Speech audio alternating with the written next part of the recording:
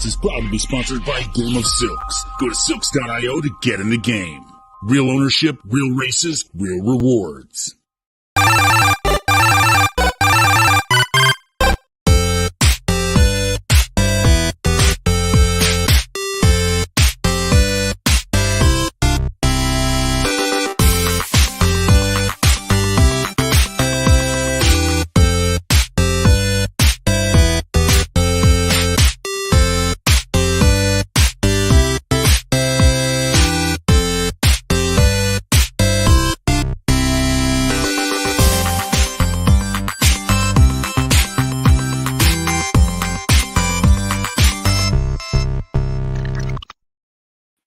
Well, hello, everybody. It's the Cocktail Lounge. It's Thursday after a week off from the Prophets visiting the great state of Kentucky and Lexington and Keeneland racetrack. Just a week ago, these three right here were going around farms seeing beautiful animals. But tonight we are back with you guys, excited, taking on Evangeline Downs and our friend Rob Toole down there.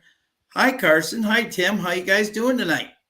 Hello again. Long time no see. I know. It's been days. Exactly. How you doing, Tim? I'm doing great. It's not a Lexington horse farm, and we're not on track at Keeneland, but that's a good thing today because it is raining buckets outside. They're off the turf. The track is sloppy, but we're going to Evangeline Downs. And Tim was 7 of 9 today, Keeneland, so he is feeling good today. So I don't know how good you can feel when you go 5 of 6 in a pick six that pays 10 grand. Ouch, Tyler Gaffleone, you killed me, buddy. No. All the love. But great to see everybody here tonight, and look forward to seeing you guys. We got everybody already in the thing. We got Alex, we got Carson, we got Todd, we got Uncle Sully. Let's see who else we got here. We got Tim Me in here. Bobby D, how are you? Look at Bobby D. He's already got his picks ready. Unbelievable. The man is great. We got so many people here. Everybody. Great to see everybody. Absolutely. As we head to Evangeline, we got about 17 minutes to post the first at Evangeline. They start at 6:30. But exactly. So we had an exciting weekend. Bluegrass, Sierra Leone. Huh? Wow. Was that an impressive performance? If anyone thought he wasn't for real, he definitely showed that he's definitely one to reckon with on come the first Saturday in May. Yeah, and it was even more impressive when you were there on track and you saw how the track had been playing for the 2 days up to that point, and speed, and more speed. And up to that point, horses had not been closing from that far back to win.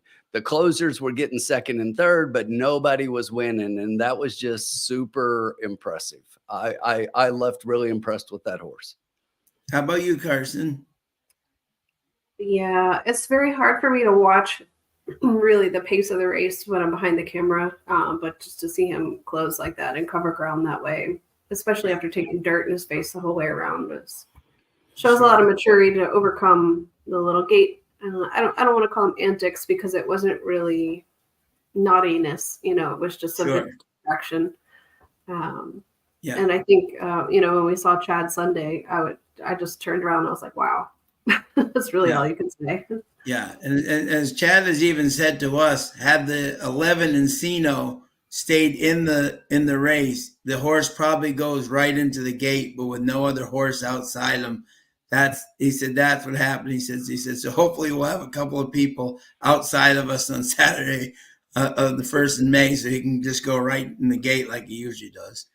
Well, speaking of Encino, I'll tell you what, I think the connections were smart. I think they looked at that field and they said, you know what? The Lexington is soft and I see a win.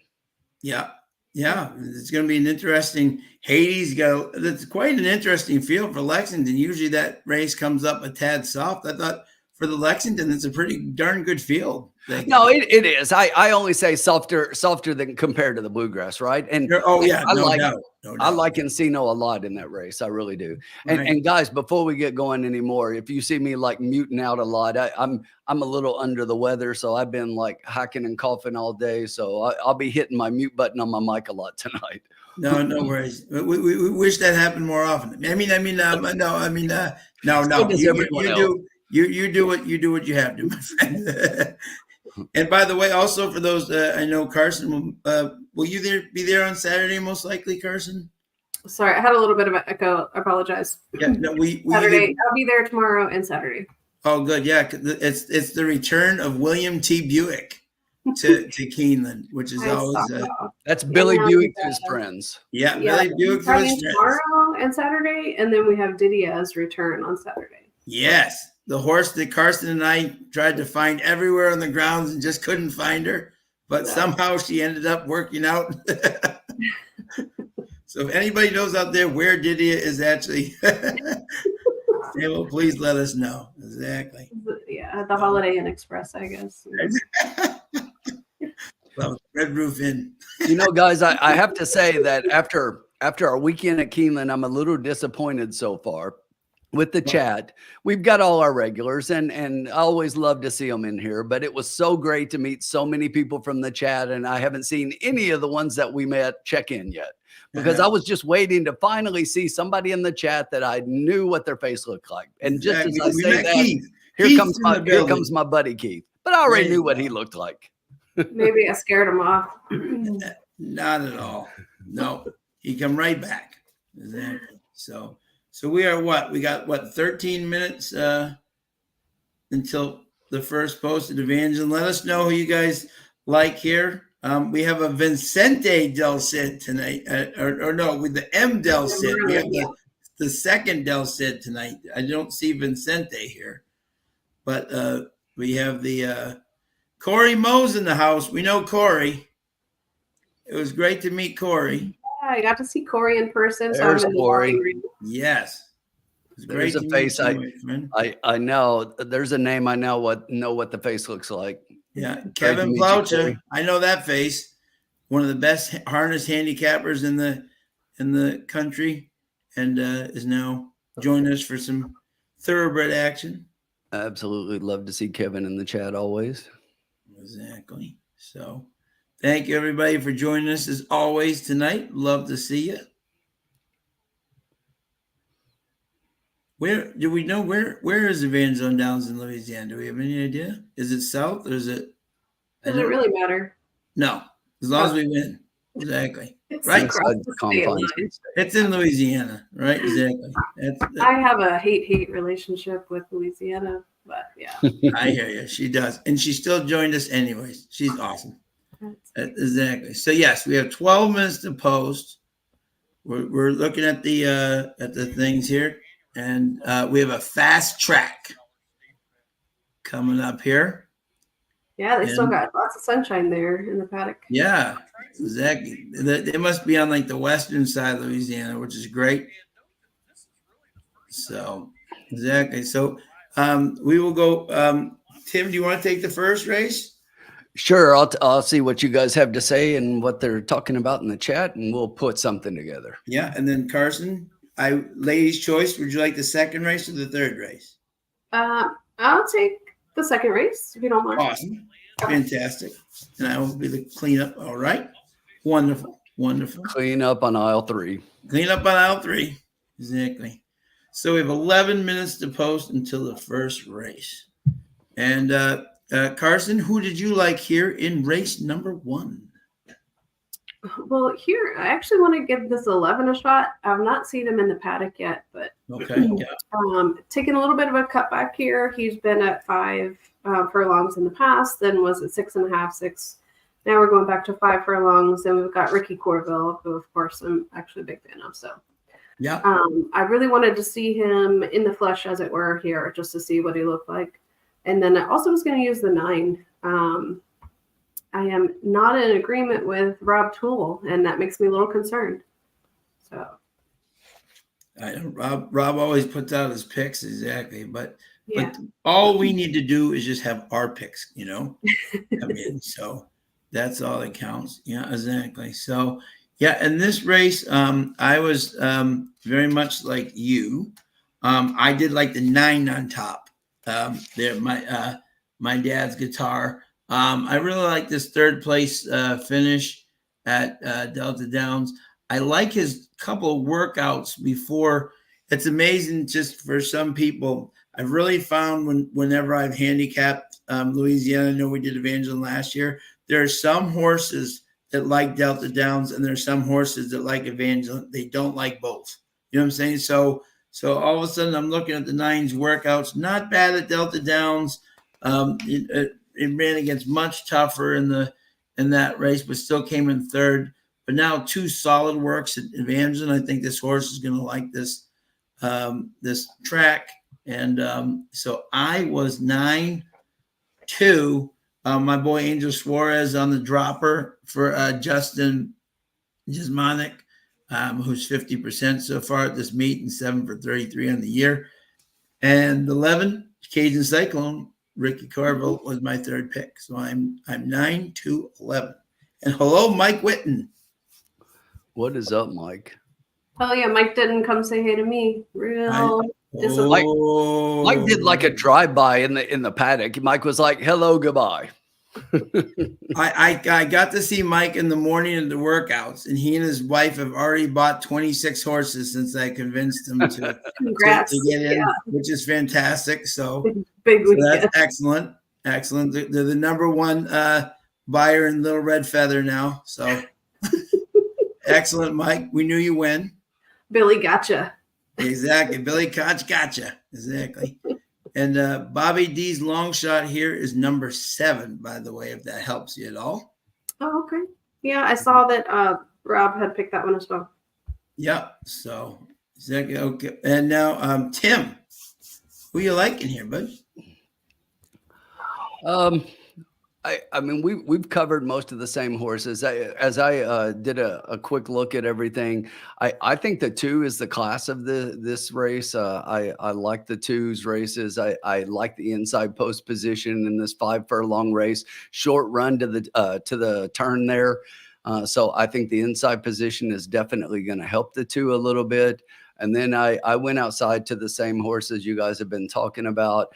I do look for the 9 to improve off of that first start and coming over to Evangeline. But I'll tell you, I'm going to throw a price horse underneath here a little bit. I like this 10 a little bit. The Delta Downs Invader. I know the horse doesn't show a lot there. Has had a couple of okay races. Is 0 for 5 at the distance, but look at those works since coming coming over to Evangeline. And, yeah, he's like a new horse. Yeah. Yeah. So I think might take to the track a little bit. I'm not sure it's a win candidate, but I think we might be able to get a price on this horse. Let's see, sitting currently at 22-1.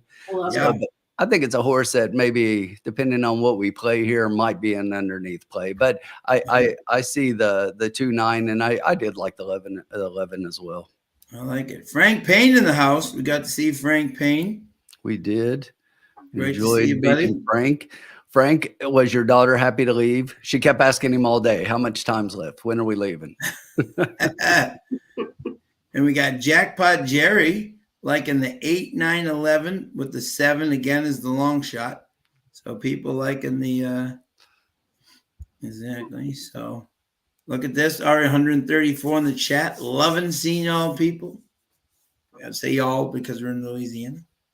Absolutely. So, yeah. So fitting right in there with the with the motif. Exactly. So yeah, so we got 8 minutes to post. Who are we thinking here, Ted? The pick is not in yet. No, we're gonna wait a little bit because wait to see the odds. I definitely want to see him hit the track. So there you go. Yeah, Carson wants to see both the 9 and the 11. I know that. See how they're doing. Looks like a nice night down there, which is great. And then in a couple of weeks, what are we now? We're 2 weeks away from Woodbine starting. So all these tracks are starting to come back to the to the fold, which is exciting. Did obviously Sierra Leone stole the headlines this weekend. Was there any other horses this weekend, Carson or Tim, that you were very fond of their race? Yeah, I love Neat Yeah, on the turf. Neat ran great. I can't remember the horse's name, Sean, but in the second race on Friday, the first baby race, what was the name of that 12 that shot out? Oh, something to tell. Yeah, is that He just for Wesley Ward, just shot out of a cannon. Watch that one coming back. Yeah, exactly. I think Carson and I are kind of on the same horse too. Bilbao ran a huge race for Junior and Mott. I think that horse. I think that was a real talented race. That was the what's his name shipped in from California, and he ran a real good win there. I think that's going to be a nice horse. So. I hope to see him in Derby undercard. He needs better company. Yeah, he's incredible. Worcester Irish in the house. Yes, we had a great time, my friend. Look forward to seeing you at the Belmont at Saratoga, the spa. He and his wife, two great people. Looks like they just used my favorite expression in the paddock, riders up, and they're on their way out to the track. I love it. Riders up. Yeah, Neat. Yeah, Neat. You guys didn't know that I was so famous that they call out my name in every paddock before every race in every racetrack across the country. See, this is how big Tim has become. Exactly. Every track in America uses his name. Exactly. That was a great time. See that you're just known now, Tim. Exactly. Even at the Derby, they yell at you thinking you're there, saying "Riders up." They actually bring in a celebrity to call out my name at the Derby. I know, that's how big you've become. Exactly. See, it's unbelievable. 2 looks good. Yeah, they're on the track. Yeah. Carson, which one were you looking for? I can't because my effing FanDuel has screwed up once again, but I would like to see the 11. Oh, the 11. Frank's asking, is my wrist sore from signing all those autographs? The 6 wants no part of the pony. No, Frank, my wrist is doing pretty good. I went to PT today. My wrist is great now. There we go. Exactly. So exactly, but that was a lot of fun. Frank, Sean knows everybody everywhere. It's true. It was a lot of fun. And thank you to these two for helping to throw a surprise early birthday for me. I thought it was going to be threw me completely off and made my day. So thank you to you guys. Listen, the only reason that we were able to pull that off is because Mary stepped in to help me. She did a wonderful job. I had to stay late for work, and I thought it was all going to go bust, but. And I was about to say, it was a whole lot less me than Carson and Mary. Right. I didn't know, but you were all a part of it, and I thank you. You know, so it definitely made my weekend for sure. Yeah. See, Todd says it's an honor to be communicating with the owner of Riders Up. See, Nick Russell. There you go. I like that 10 on the track, guys. 27-1. Yeah, huh? Look, he's looking good. Yeah. Looking good. Here comes Carson's. Let's see how they look on the track here. There's the cameraman 10. likes the 10 too. I know. Want to see the 11. They stopped at the 10 and they keep following him, and they haven't shown the 11. Tim, the cameraman's watching our show, and he said he likes the 10, so he's just following the 10. Right, That's it. You know, see, everybody's taking my tips. Unbelievable. I had to send a message to Caitlin on X though, because she gave out her long shot play of the day, which is a horse that I was all over. Went out at much lower odds than his 15-1 morning line and won. And I was like, you can't be giving out my secrets like that. Exactly. So we have a new Nick Russell. Happy Thursday night. Who will be coaching the Cats next?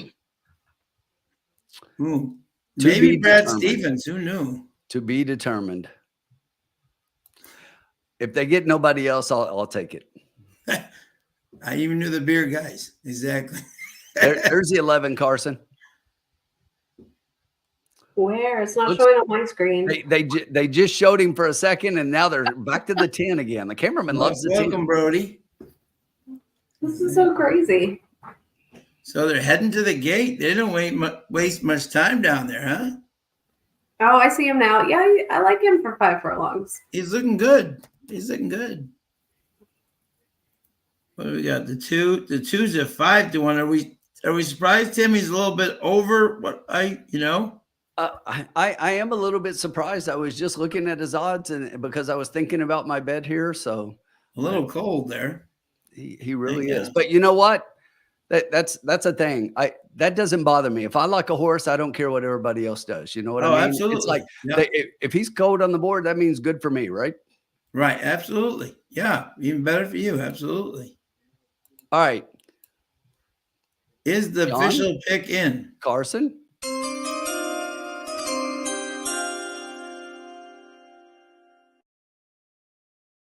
All right. We definitely missed being in the lounge last week. So to kick us back off here, we're going to take it easy. We're going to ease into things with the first race at our first time at Evangeline for this meet.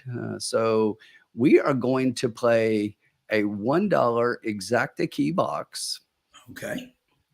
And we're going to key our 2. Okay. With the 9, 10, 11. All right. I like it.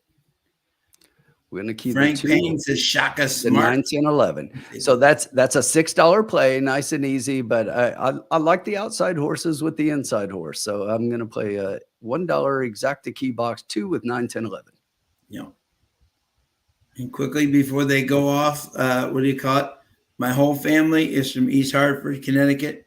Yukon rolling in the tournament. Congratulations to them. And South Carolina graduating 5 out of the 6.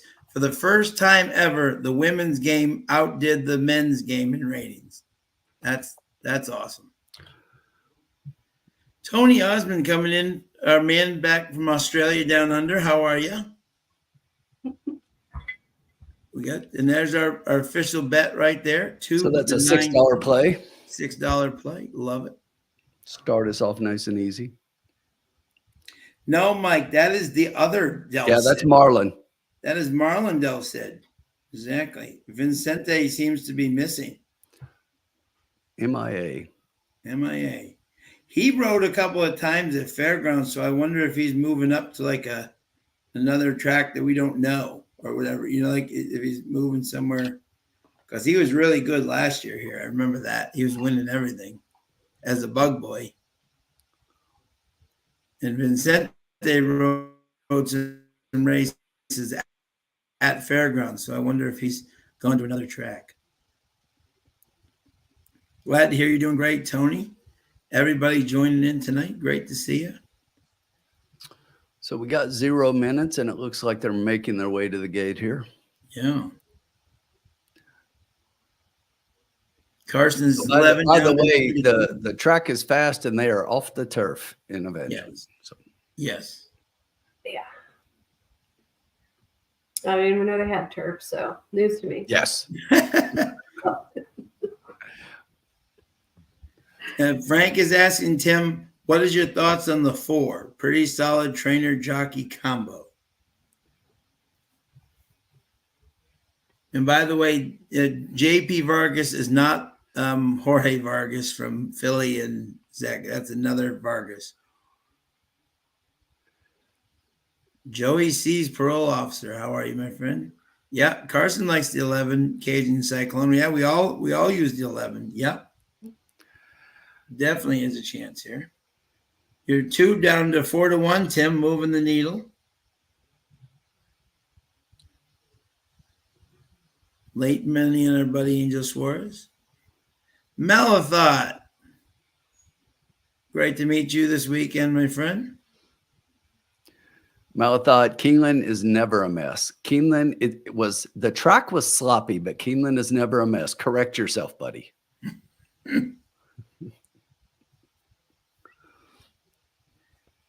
They're almost all in line. You're going to Where's your 10?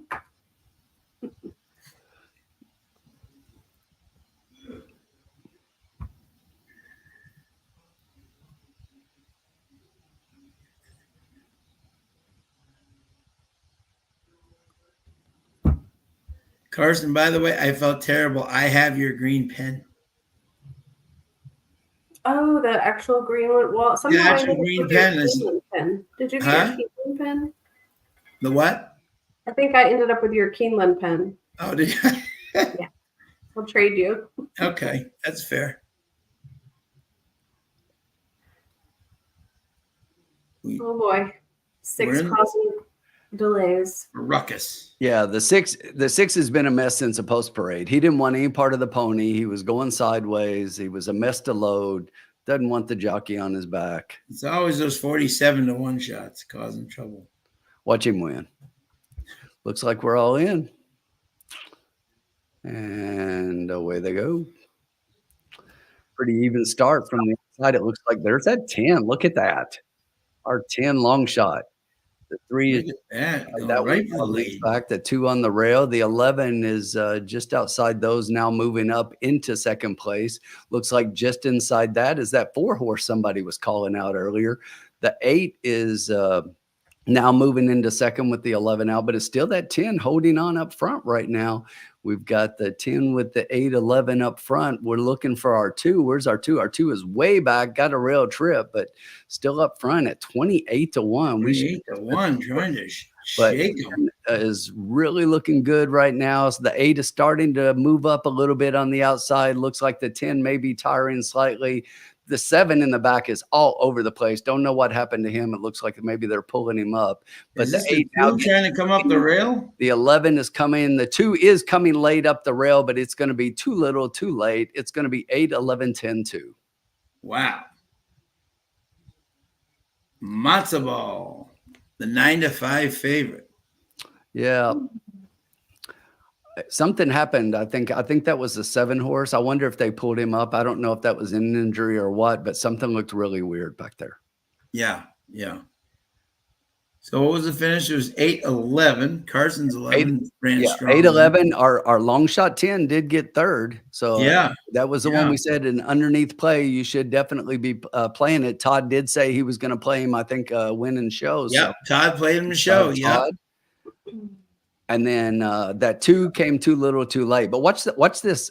I think it's the 7 there. Watch. Oh, bad step. Oh, they need to stop showing that. Oh boy. Yeah. Oh, I hate it when that happens. You hate to see that. He is not okay, Mike. No. You hate to see that. Good grief. I hate it when that happens. It's a damper on everything. Does that mind that bird? Worst part of the game. No.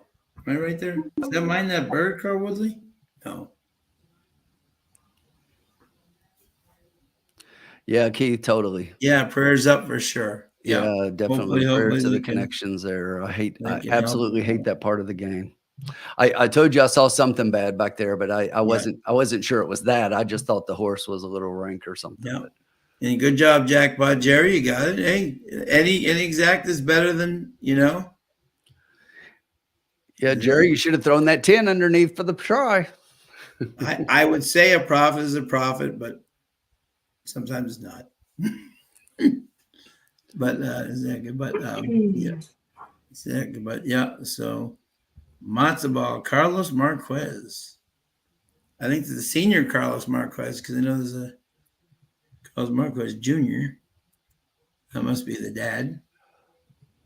So my 9 was 7. The 9 that we liked was 7-2 going into the gate, 8-1. So someone backed off of him late.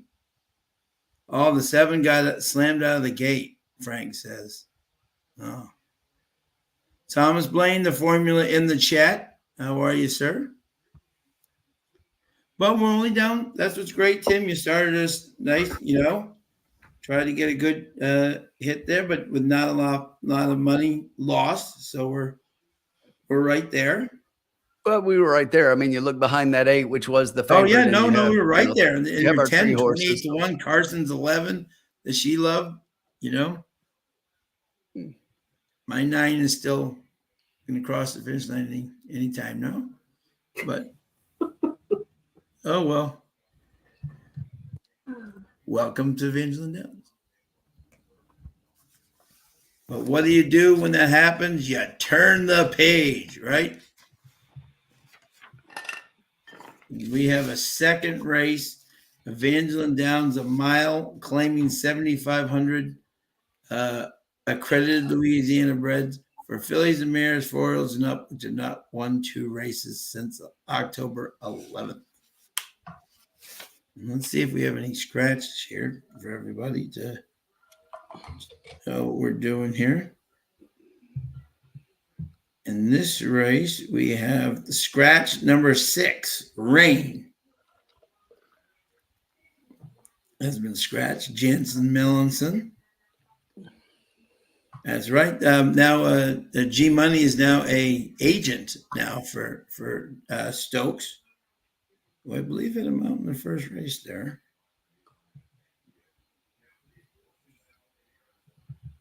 Your 2 was flying there, Tim, just too late. Yeah, he took him a little far back. Yeah, Joe Stokes is who he's representing. G Money is now. So there we go. Jen Ochoa, how are you? Exactly. Jen, none of us are really experts at Evangeline, so this is going to be a learning process for all of us. But absolutely. But we're supporting our friend Rob Toole, who always been nice to us and always giving us shout out. So we want to show some love back to him these few weeks. But second race coming up, yeah. And then the only horse that is out is the 6 Rain, which leaves us a field of 7 here. And let us know who you like. Todd, did you win $1.20? On his show bet. There you go. Good job, Todd. There you go. Don't spend it all at once. But hey, profit is a profit. Exactly. You don't trust the profits. Says the prophet. Yeah, exactly. See, there you go. Exactly. So this is an interesting race. We got Mary Jack. Justin Jensen. This guy obviously bringing all his horses back from fairgrounds. When studying this race, it definitely was interesting to see. Yeah, when you look at a lot of these races, you have to see. And Colin's in the house. Mr. Sheehan on board. Mr. on board, yeah. Rick Johnson, how are you? Yeah, drinks on Todd after his big show hit. Exactly. Yeah, but you really have to look at and see a lot of these horses returning from fairgrounds. Who likes that Evangeline track? We're just going to show the replay again, like a bunch of idiots. The answer is, I have the answer. He has the answer. Okay. And this is Carson's race. So, yeah. So we will, exactly. And we had, what else? We have this, we had the Wood this weekend, right? We had Johnny V going up, leaving Keeneland on Bluegrass Day and going up to win. And then a whole bunch of bombs all the way in back of them. So that was we had the Santa Anita where I had my big hit. Yeah, that's right. Tim's big try, cold. $3,030. We'll take it. Moves way up in the Tour de Force. Very impressive, Tim. He just stalks in the weeds and then just comes. I've been on fire for about a week handicapping. Even before Keeneland, I was playing a little bit. So let's see if we can keep that shit going. I love it. Grandma in the house. That's right. That's right, Grandma. Carson is our leader. Absolutely. She's got this. You're in big trouble. She's got this under control. Exactly. Yes, exactly. By the way, if anyone is ever at Keeneland and is in that track kitchen, please try the bacon, egg, and cheese sandwich. It is absolutely to die for. Just saying. One of the coolest places, folks, if you've never been to Keeneland, go to Keeneland early in the morning on a weekend. Go to the track kitchen before you go to the races, and sit there and enjoy a really good breakfast that will clog your arteries while you watch the who's who of horse racing industry parade in and out of that place. There you go. And I only say the who's who because Sean typically walks by, and then that's the who's who. So there you go. Tim was in the house and Carson was in the house. All three were in the kitchen. Stars everywhere. We haven't done a drink poll. What's everybody drinking in the lounge tonight? Yeah, I'm back to my ice, kiwi strawberry. I've got the really good sexy drink going on, water. Water, there you go. Carson, what are we drinking tonight? I'm on a little medication today, so it's just water for me.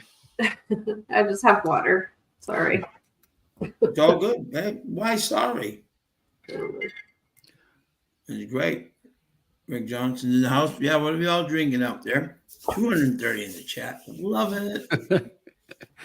All right. I love it, Grandma. Tim Mead with a $50 trifecta. Whoa. Who we got there, Tim? In this $50 trifecta. The one just now? Dan Witchin. Hey, buddy. Bacardi and Mountain Dew. Grandma's got the strawberry watermelon with the vodka. Frank Pay's got the Grey Goose and tonic.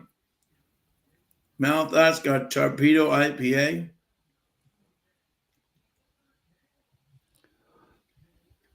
One thing I will say this about the bluegrass. It helps when you have a $1.2 million rabbit out front helping you through the race to ensure a good pace. That definitely helped. Not often do you have a $1.2 million rabbit. Who was a top runner? Yeah. He was one of the only ones who could do 46 on the day. I know that. So Carson's gonna get us in the positive here. So Tim, who are your top three here in the second race?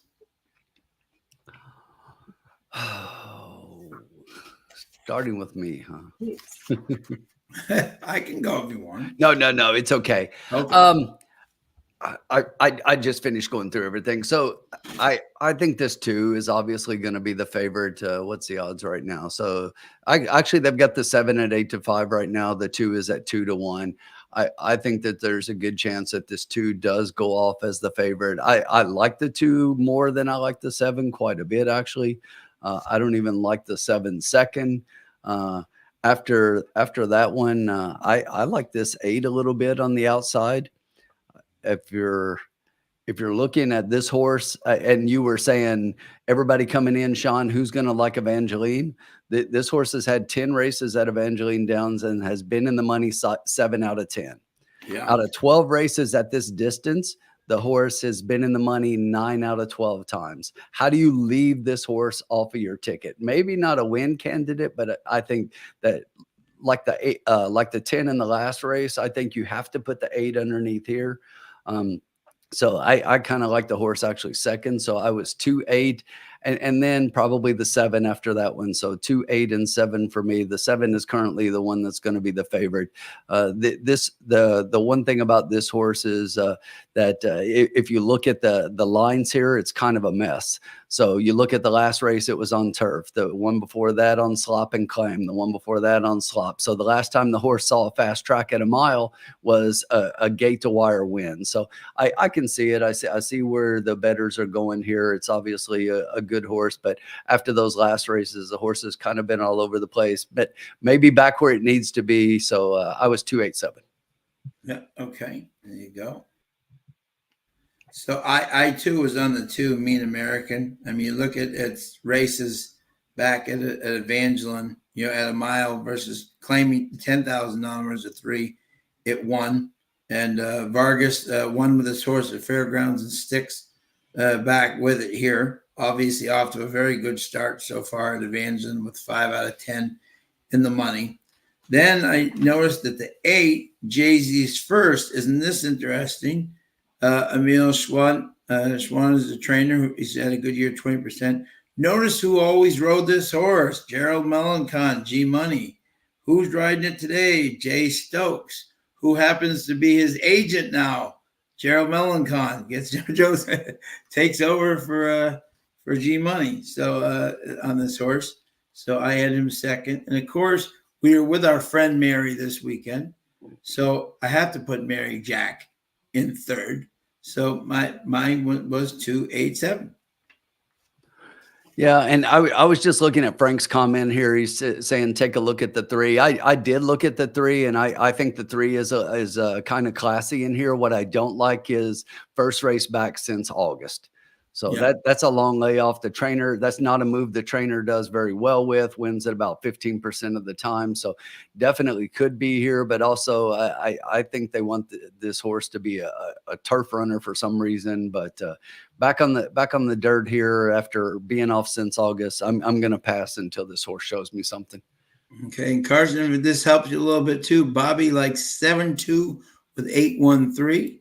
Tim Mee has the 1-2-3 exacta box, and Todd says 3. Look at the connections, and Todd's going to win and show, and Tim Mee says definitely class in 3, but 7 on the layoff. So, and Sully has the Broberg supremacy looking at the 1.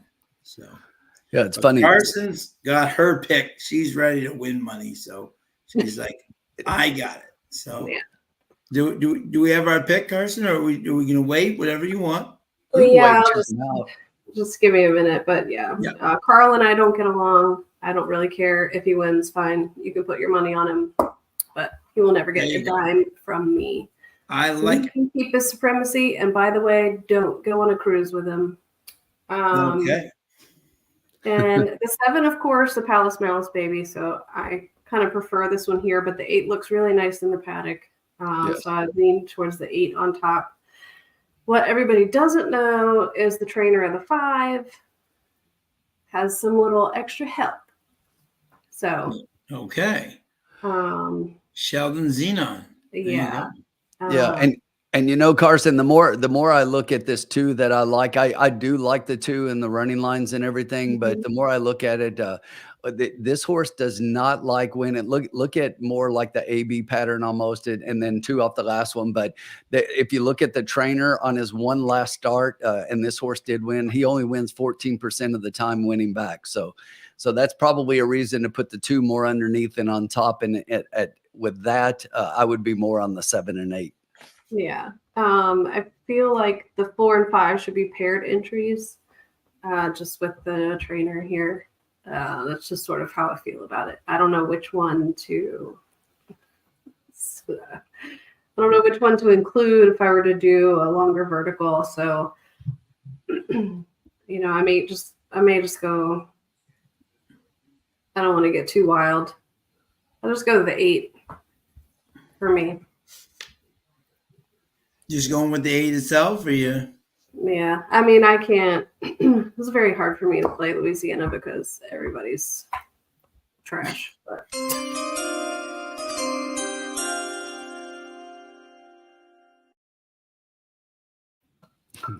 Don't be surprised if the 4 and the 5 are your 1-2. That's all I'm saying. The jockey and the 5. I love Rob. Okay. Frank says the jockey and the 5 is 0 for 72. Well, the 5's your rabbit, and the 4 is going to win to get rent paid. There you go. Mike Witten like 7 over the 2-3-8. Sorry, everybody but Rob. Okay, I'll clarify my statement. So Carson, what was the official again? I was like the 8, but I mean, if you wanted to do like key the 8 and it exactly. No, it's not what I want to do. It's what do you want to do? How you want to bet it? You're the one who's won. Exactly. You're our winner. We have a short delay. I wonder what the delay is for. Trash. Let me see. Probably an equipment adjustment or something. Sometimes it just makes me so mad.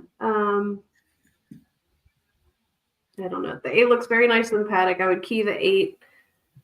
I'd use the 4. and the 7. 8 with 4, 7. What type of wager?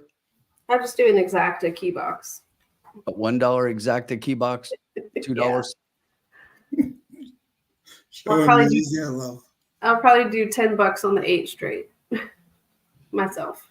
If you want to know what I'm betting, I don't know. I want to know what the delay is. Do you want to do like 5 to win a place in the 8? I don't care. I love it. I don't care. It's great.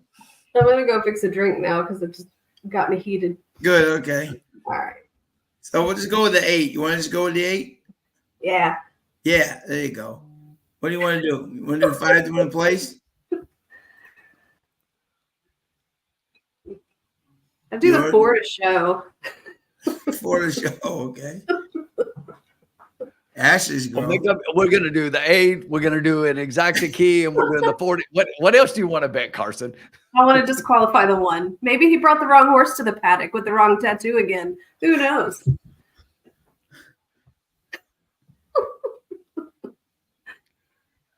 He's only done that twice in his career. So the official pick is still the Derby. Yes, we still don't know what the official pick is. This is great. And we're going 5. Let's do 5 to win a place in the 8, Tim. I got it. 5 to win a place in the 8. Mike, tell your wife Libby I say hello, my friend. Lovely lady. Lovely lady. Great to meet you both. Had a lot of fun with them at the workouts. There we go. Jay-Z's first. There you go. Love it. We got 1 minute to go. Well, I would say they definitely got longer than that because they're still.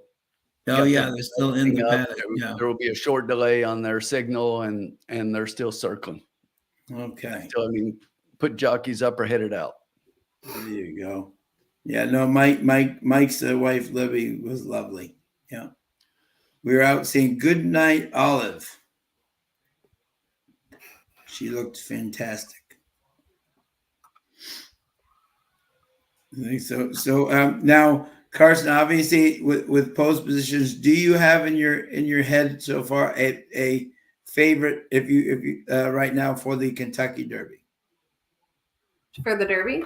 Yeah. I'm going to be going with Sierra Leone, Dornoch, West Saratoga, and Just Steel. Okay. And Tim? So here's the way that I look at this, especially the way when we've been doing our top 10s. Mm-hmm. When I'm going into the Derby, I look at it 2 different ways. My top 10 is the top 10 horses that I think are the top 10, the way they're going into the Derby, the way they're going to be favorites, not necessarily my top 10. Because like right now, as an example, I think when you see the board, you see 1, 2, I see Fierceness, Sierra Leone. I mean, those are the 2 that are probably going to be your morning line 1 and 2 favorites.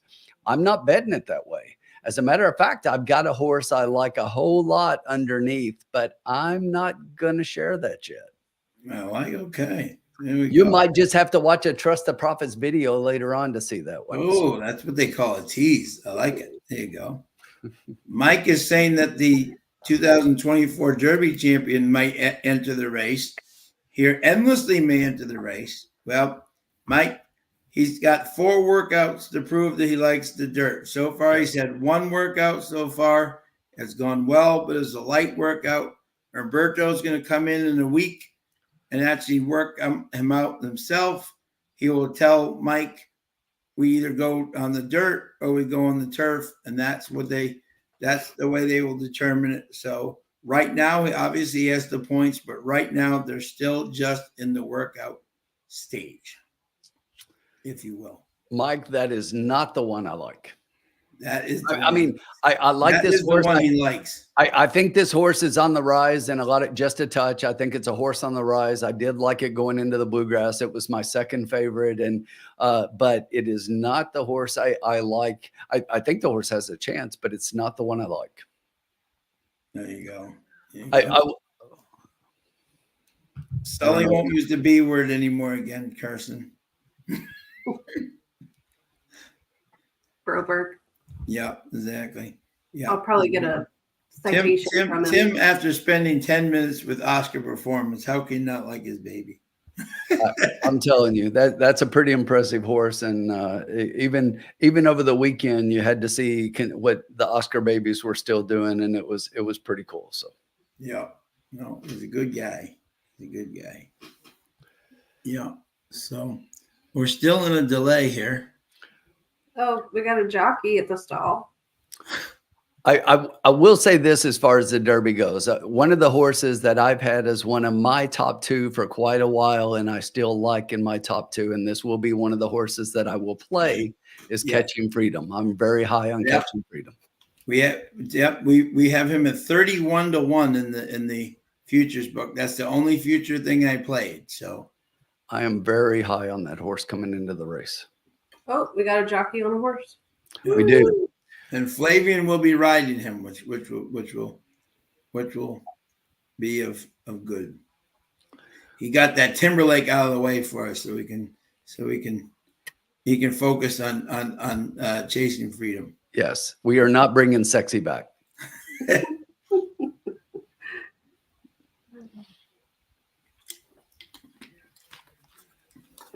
Yeah, that 4 looks really good in the paddock. I'm telling you what. Look, Carson, you had a chance to bet whatever you wanted. Listen, I'm telling you, and watch this 5 all jazzed up. I'm just saying.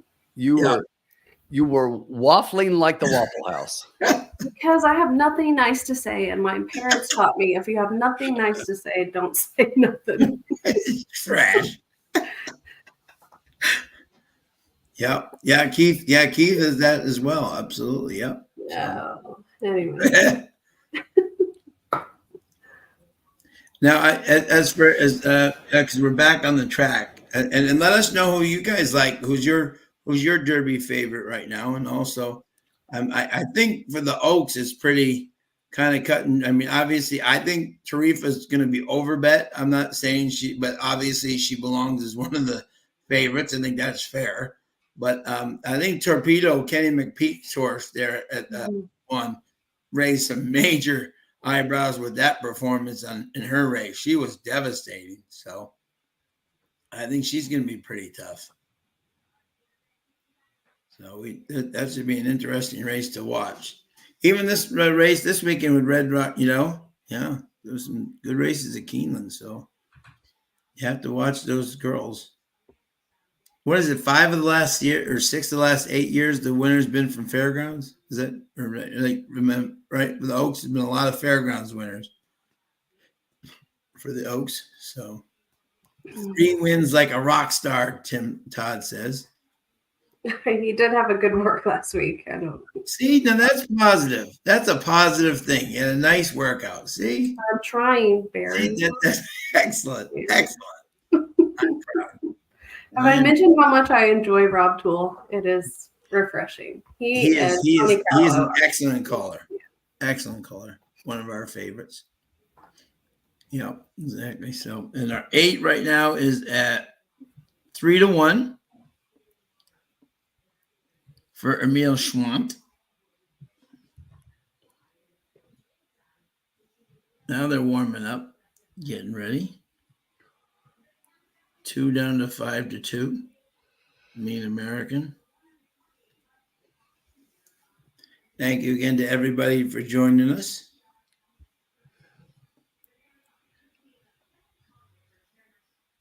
And what do we got this weekend? We got the Jenny Wiley, right? We got the mile. Is that the Maker's Mile this weekend? Yes, Jenny Wiley. I get the turf races confused a bit, but yeah. Diddy is in the Jenny Wiley. So for Saturday, they have the grade 1 Jenny Wiley is actually the feature. Everybody thinks about the Lexington, but the Lexington is actually a grade 3. It's the co-feature, but really the Jenny Wiley is the grade 1 9th race feature. Right. 10th race. We call it Jenny Wiley Stakes Day. It's and then there's also the Giants Causeway, which is it's a grade 3 as well. It's a turf sprint. Okay. Providing we get on the turf on Saturday. If I had to guess, I will tell you that we're going to stay off the turf the next couple of days and probably even those first 2 scheduled turf races for Saturday so they can try to get the Jenny Wiley on. Yeah. Hey, Keith, you want us to go Il Sofati? One of my favorites.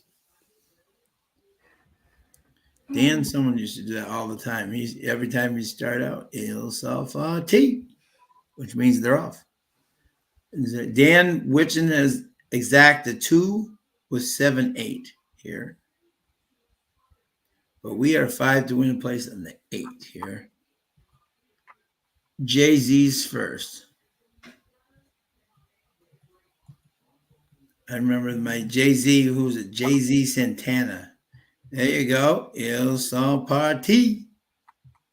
See, Carson's got all there for you. It would be fun to do for one of these cards is do a family tree. Who's related to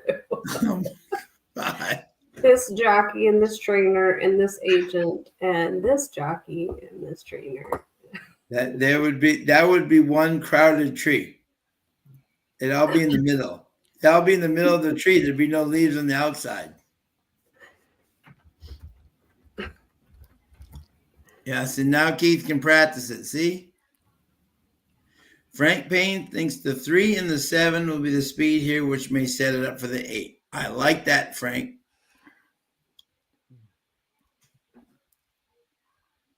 We're going towards the gate here. The favorite is Mary Jack, 9 to 5. Carson's 8. Jay-Z's first is 3 to 1. The 4, Ashley's Girl at 19 to 1, sitting up there. The 2, 5 to 2, Mean American. And Tim, that's one you liked underneath, but definitely not on top, right? Which one was that? I'm sorry. Mean American. Yeah, I mean, the more I looked at it, I originally picked it, but the more I looked at it, I would put that one for second and third and not put it as the win candidate based on the horse's run pattern, and the trainer doesn't win coming back after a win very often. Yeah.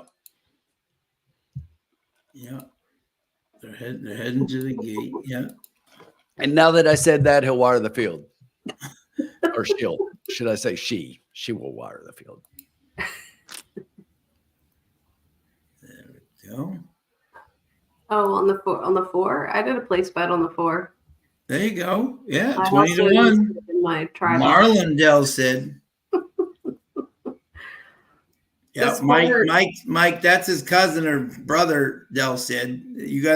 Mike is the official representative of all the Dell said family. So, so Mike has to use Dell Sid in every single race. Grandma's gonna do a straight. Wow, try straight 8-4-5. Love it. Yeah. This 5 is the rabbit, but it's got so much juice running through it. It might just win for fun. And the 4 is there to catch up. All right. Looks like we got 2 left behind the gate. The 7's going in. This is all water, folks. This is all water. Exactly. Just the 8 left to load.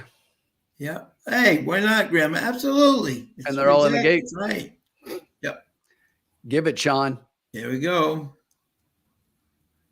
Il Passati. There we go. And they're off. 4 across the track to the first turn. Look at this. They're all going for the lead. 4 or 5. Look at this. Kick it in. High gear. Favorite, the 7. Just behind that one, the 2 and 3 are running as a pair. It's another 2 links back to the 1, another about 6 links back to the 8 horse. And then you've got behind that one, the 5 and the 4 trail the field up front right now, though. It's Mary Jack by 1 1/4 lengths over the 2 Mean American. The 1 Georgia Dawn is currently third. They went to the quarter in 24.25 seconds, but up front, it's still 7 Mary Jack on the lead by about 1.5 lengths. The 2 Mean American, that's the 3 Texas Bluebonnet that's on the outside. The 2 is dropped back to third with Mean American. It's still another 3 lengths back to the 1 Georgia Dawn. The 8 horse is starting to get a little bit of run, but up front, Texas Bluebonnet is going to start to challenge Mary Jack for the front.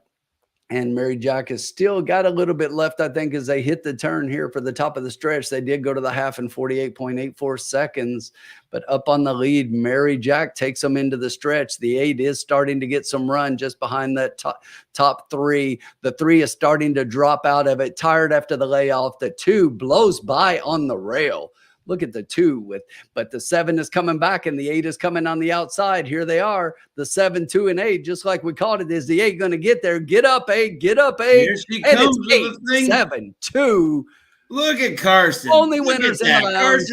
Carson is Miss Evangeline. Just put the slash right across. In the lounge. Right across. And I will add that I got the this year. trifecta as well. Carson has never lost an Evangeline this year, folks. Just boom. Boom. Right there. Puts us right in the winner's circle. Folks, she is not just a pretty face. She went up to 9-1. And we have 5 to win place. Love it. Love it. I know. I'm sorry that the 4 and the 5 lactic built up, but they hit each other out of the tried. gate. They were cranked. They were so cranked that they hit each other out of the gate. They were so excited, and they. Why does they the fell 2 back. eat all that late money? That's ridiculous. Look at that, huh? 9-1. The 2 went down from 5 to 2 to even money. Look at that. I'm not allowed in the state of Louisiana anymore, but I can wager there. The horse cannot put them together. 9-1, Jen. Did you? I hope everybody followed us there. You know, Jenny Ocho had 2 in a row. I hope you had an Ocho double, Jenny. How did we just go from like 7 to 2 to 9-1? I love it, but wow. I'm happy because I got the trifecta. Yeah, you go, buddy. I want to see that horse at a mile and an eighth. Good Lord. Todd got the super for $1. Nice job, nice. Todd. Good job, Good Todd. for you, Todd. Did the 3 come in 4th? Let me see. I didn't see. I don't know. I believe he held on for 4th. Let's see. That 2 was all over the track. Yes. It was Grandma, I zagging. owe you 50 cents for that try bet. Sorry about that. Wow. 8 over the 7-2. Look at that. I think the 1 might get, no, 5. 8, 7, 2. Oh, the 5 got 5. Look at that. 5 got 4th. 5 coming up. He was jacked. He was ready. How do we get 9-1 on that If horse? the 4 didn't get in his way at the gate, the 5 would have just absolutely just I have sailed. no idea. That was stupid. Stupid. How did we get that price on that horse? I have no idea. Everybody got mad at me because I was talking smack. So then they were like, she doesn't know what she's talking about. And the they all 5 jumped got in up on to it. 4. See? Frank Payne at a $5 exacta 8 over the 237. Nice job, crazy. Frank. 5 at 76-1, rounding out the super. That was her cold superfecta there. Carson, that was your superfecta technically. Wow. I hit it. I can't. I'm sorry. Yeah. That was my thing, 827. She went up at 75-1. Oh my God, Todd, please tell me what that pays. That's crazy. That is gonna pay bank. Look at this. Only winners in the lounge. Carson just coming through yet again. Yeah, Carson.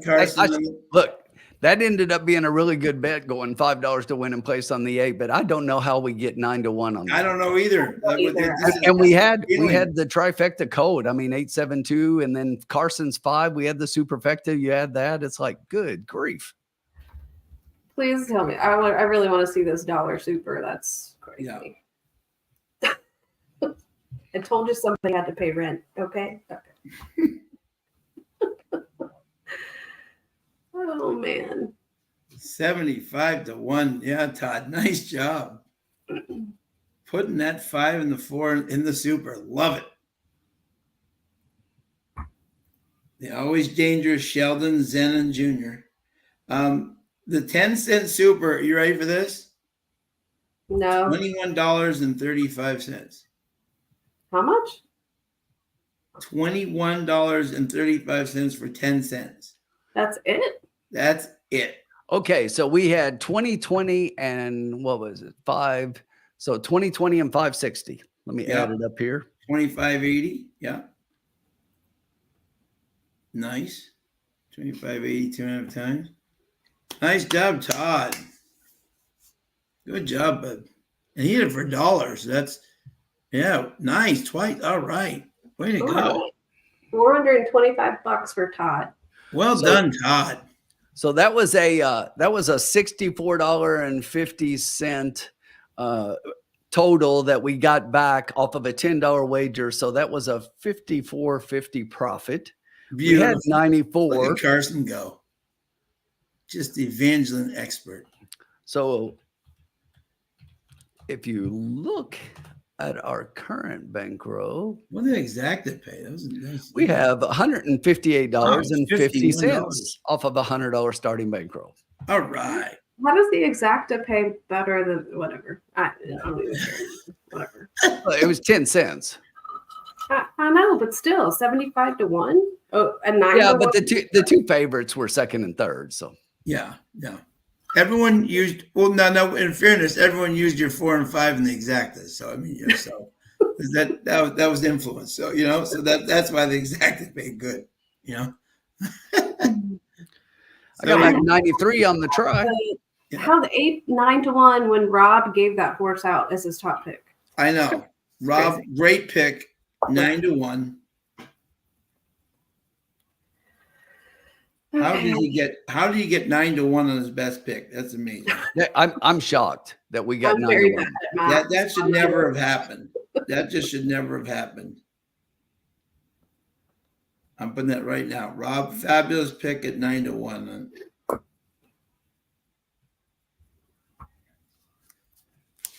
Did they lock the computers out earlier now? Did we ever do that, or are they still coming in with the late money? No, that will never happen. Exactly. Yeah, so they dumped all their money on the 2. Yeah.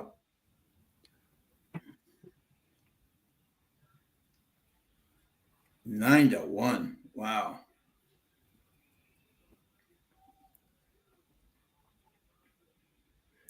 Winning. All right, so we're up here. Now we got race 3 coming up here. Let me see here. Yeah, there we go. And race 3 is 7.5 furlongs. We're off the turf, you said, right, Tim? There is no turf tonight. Okay. So I'm sure there'll be scratches here. Yes, this was the only one that was scheduled for the turf, but it's off turf. Okay. So we are missing the 7. We are missing the 8. We're missing the 10. We're missing the 12, and we're missing the 13. So, yes, the 11 does draw in with the scratches of the 7, 8, and 10. There we go. Okay. And also the 14 is drawing in. It was entered main track only. Okay. So, all right. And this is my race, so I will. That was a quick $100. Thanks. Huh? Jen, you got to tell me you bet the 8 in that one. Come on, Jen. Got to bet the Ocho. Yeah, Jen always bets the 8. She's Ochoa. The Ocho. Yeah, she has to bet the Ocho. Exactly. That is exactly. And good thing she did. Exactly. So okay. So this is a claiming 20,000. I would guess probably 7 furlongs now that they're off the turf. For the 4-year-olds and up, which have never won 4 races. Okay. And again, we have the scratches for everybody. That is, so take out 7, 8, 10, 12, and 13. And 14, Jansen Melancon rides for the man we can't say. So, okay, there we go. So home visit. There you go. So that is our changes here tonight. So. Oh, hey, Rob's joining us. Love to see Rob in the chat. Thank you. Thanks, Rob. So Vincente del Cid is not riding here this summer. And he says Marlon is a cousin. Oh, he's a cousin. Okay. That's awesome. Rob, great hit at 9 to 1. I love it. We had that too. We don't know how we got 9 to 1 on that horse, but we will gladly take it. And thank you, Rob. Your calls are awesome, my friend. We love it. Love having you having your calls, my friend. Definitely. So, yeah. We have a celebrity in the chat. Celebrity, Mr. Rob Toole. One of the really, really good callers and love his calls. Rob is a great caller. We always love listening to him. Rob Yeah, says, they didn't know. Yeah, that someone took a lot of money on that too. Exactly. we must not know anything then because we had it. Yeah, exactly. We're glad we didn't know. Exactly. No, we don't know anything, but we'll just keep cashing. As long as we cash, exactly. I don't need to know anything. Exactly. Gotta love it. But this is fantastic. Yeah. So, yeah, Rob, drop your picks in the chat. What you like in the third? Yep. Exactly.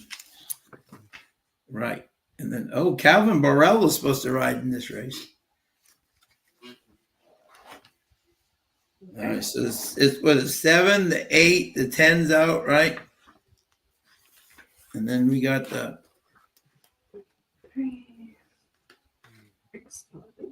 Yeah, that was great for Rob to drop by. He's That was so really cool. So cool. 10, 12, 13. 12 and 13 are out too. That's exactly what we're telling you, Frank. We do. We have the announcer of Evangeline exactly in this place because we make things happen. That is too cool, though. Yeah, no, very cool, Rob. Thank you so much for joining us. Appreciate that a lot. Okay. Is it claiming 20,000? I think, yep. So this is my race. So, and 13's out. Tom Hanks left the building. Okay. Dave Magnan. Jonathan Wong, his horses here? Good Lord. His horses. Huh? Really? Yeah. Wow. I did not know that. You learn something new every day. Exactly. Where? Yeah. And the 14 has Jensen Melancon aboard. Make that sin. Now they know him too. Exactly. That counts too. They know everybody. Yep. We get all the celebrities. Absolutely. Rob is one of the best. I love his race calls. Oh, his are fabulous. The energy he puts in. He's a Sean has an 8-ball. What do you call it? He's right up there with like Chris in terms of enthusiasm. I love the way that just the genuine enthusiasm that he puts into his calls are like absolutely fantastic. All right, Tim, this is my race. So who do you like here, my friend? After studying the, give me a couple of minutes. I'm almost there. Yeah, we have plenty of time. I'm almost there to the next race. So. Carson can share if she knows, but she doesn't have to. I'm afraid to say anything to Carson. She's already like. I do. I didn't do anything. I didn't do anything wrong. No. We're just afraid to ask who you like or who you don't like. Okay, I like the 3. I like Alexis Clare, second off the claim. She kept the horse here, yeah. Even though they took her off the turf. Angel. There you go. Yeah. And I like the 4.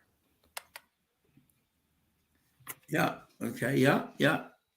You like the 4? Yeah. Okay. So you are 3, 4. Yeah. Is that correct? Okay. Yeah. Excellent. If I had to go deeper, I would pick up the Leoban baby. In the 6th slot, it's the Ricky Corville's horse. I think Ricky, he's a great conditioner. I like Ricky. He is over 28, by the way. The horse or Ricky? No, Ricky. So you just got second in race 1. Oh, that's true. He did. Yes, he did. Yeah. So he's due. Exactly. Yeah, Jenny's going with Carson. Excellent. Frank's boy Donegal factor looks solid. Yeah, absolutely. Look, Rob's got the 4 and the 6 also. Yeah. What does Rob have? 4, 6, 14. Yeah. Yeah, I'm looking at that myself. 4, 6. Yeah. Yeah, again, you love to see like where the horses are riding. Now, I wonder though if he's bound to his picks, even though Oh, like even though, yeah, I don't know. that's an interesting big dropper out of Warfront, Rubiano grandson, Warfront, exactly. Oh, we got Uncle Frank. My dad's Frank, but we're not picking it that way. They let Joe change his selections yesterday when Keeneland came off. Did they? Oh, okay, that's good. Okay. No, if it's different, for Yeah. for them, I don't know. Yeah. And Tim, you're still studying, right? Yeah. I'm almost there. I'm almost there. I'm trying to decide on something here. I'll be right there. Frank is bankrolling the 11 horse. Donegal Factor. Yeah.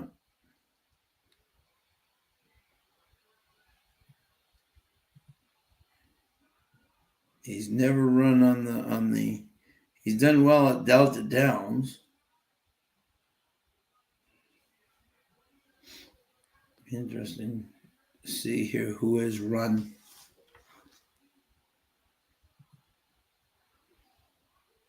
So who is TJ actually riding in this race? TJ who? CJ, is he? Oh, CJ? Is he riding the 11 or the 9? Let me see. I can tell you right now.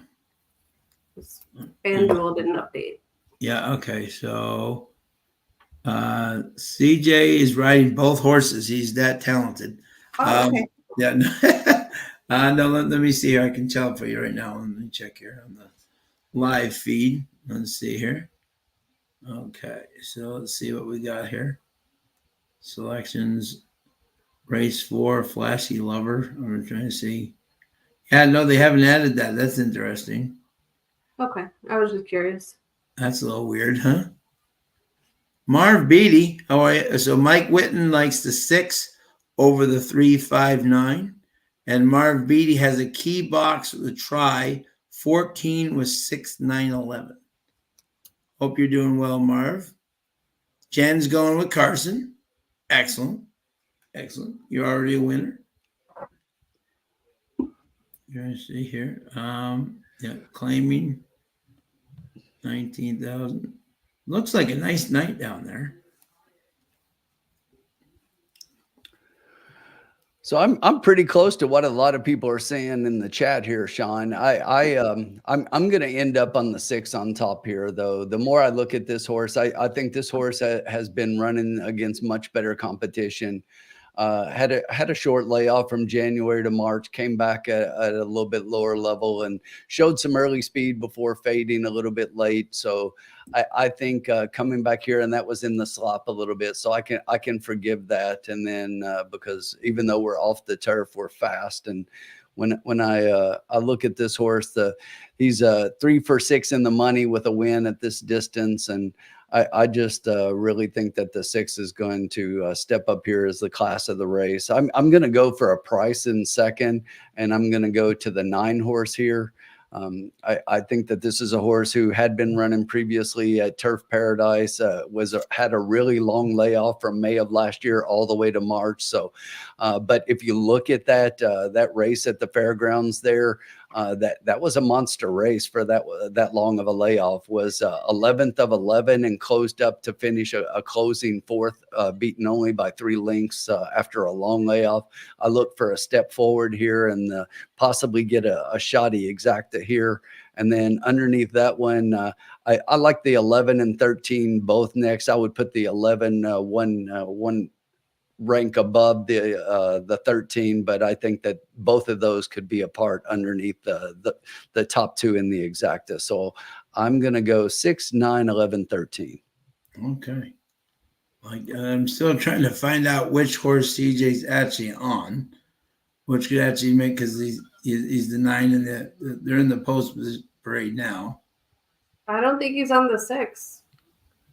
I have a very blurry picture. The 6 is showing Devin Mignon. Devin Filet Mignon. Yeah.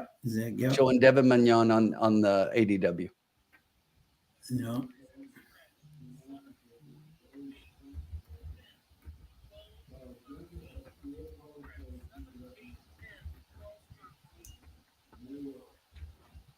11 and 14 draw in from the also eligible list. Rider change on the 9-degree Crusader.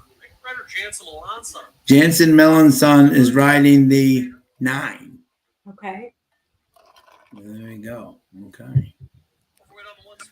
All right. You know what? I am actually going to.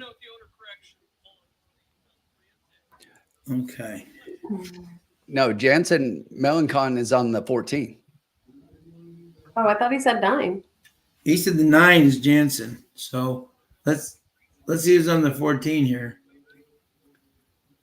We got to watch the post parade to know who's in the 14. Oh yeah, I was just looking at the program on the ADW, but Timothy They Thornton. did musical chairs. Yeah. Timothy Thornton is now on the 14. well, anybody Steve named is on Tim's the got 11. to win the race. So Yeah, now let the boys. 87-year-old Tim Thornton is on the. Okay, so Here's what I do like. Even with the scratches and a few horses out, you've got a favorite at the 14 at 3-1. So this is a money race. Let's go, Sean. yep, exactly. So now the interesting thing about the 14 is that when Timmy Thornton has ridden this horse, he's done very well. You know, for the guy I can't talk about. Let me think. Let's see. It's your race. You can talk about him. I just didn't want to do that on mine. No. I hear you. I respect that. Yeah, he's definitely dropping down. He's 1 for 4 here at Evangeline. But I am actually going to. You know what? I'm actually going to go with a price. I'm actually going with Carson. Carson and I are together here. What are we? We're up on the night, aren't we? Yeah, obviously, because Carson's a great hit. So I'm just going to go here, Tim. I'm just going to go 4 across and the 3, El Oriente, for our friend Alexis Claire and Angel Suarez.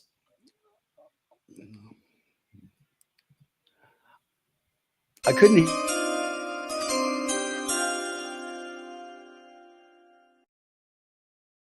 That's right. I'm having technical difficulties. The 3rd pick in the draft, the Evangeline draft, Spin selects number 3, El Oriente, for Alexis Claire and Angel Suarez. 4 across at 7-1. I think this horse is very live. And I think this is one of those races, Tim. I think you would agree with this. What do you call it? This race is one of those races where I could see 8 horses in the exacta. So rather than trying to be cute, I'm just going to go with the horse I think has got the real chance. And I will go with that. To the bank.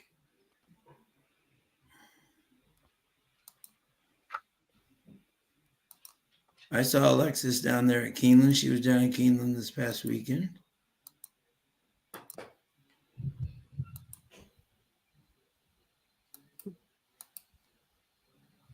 There we go. And let us know who you guys like here. I know I saw Chris D'Souza, 5, likes the 5 across here.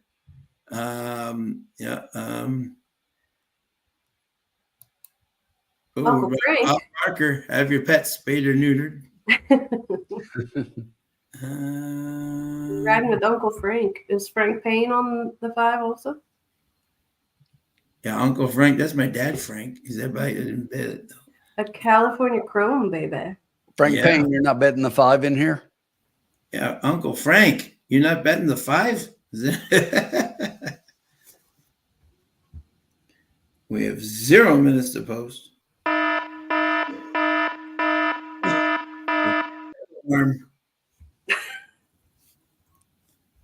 Yep, Frank has to put some money on Uncle Frank. And Keith likes Uncle Frank. Yep. Grandma Carson gives us straight to the truth. Exactly. Yep. Dan Witchen likes the exacta box 611. We're getting towards the gate here 14 down to 2-1. Our 3 is back up to 9-1. Got hit there for a little bit. 9-1 seems a good number tonight. Just saying. I had one 9-1 shot. Thank you to everybody for joining in 324 strong. Thank you so much. And if you like Carson's great win, please press the like button. Subscribe. We love having you guys. All the great things we do. It doesn't happen without all the great things for you guys. So, great movie, Carson. Great movie. Love that. No, I wish we could do that. We can kind of hear Rob's calls, but we can't legally show their calls. We can listen from afar, but exactly he would definitely make our nights more enjoyable. He's so good, but we'll still hear him. But exactly so we got, they're going into the gate. Thanks everybody for joining us. Almost the weekend.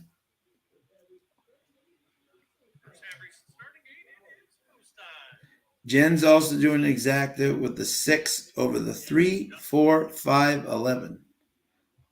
Tim, you like that 6? I do like the 6. Yeah. It was just one of those races where I just, I couldn't, I just thought Alexis coming back to Evangeline with Angel aboard.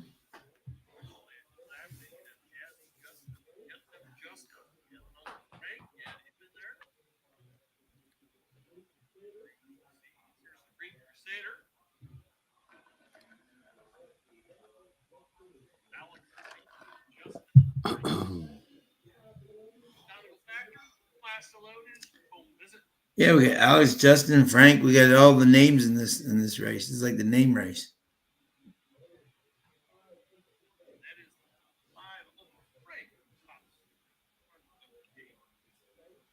Oh, Uncle Frank popped the gate.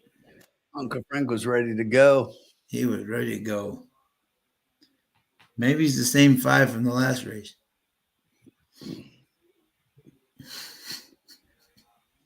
He's ready. He came back after that race. He was so pumped. He's like,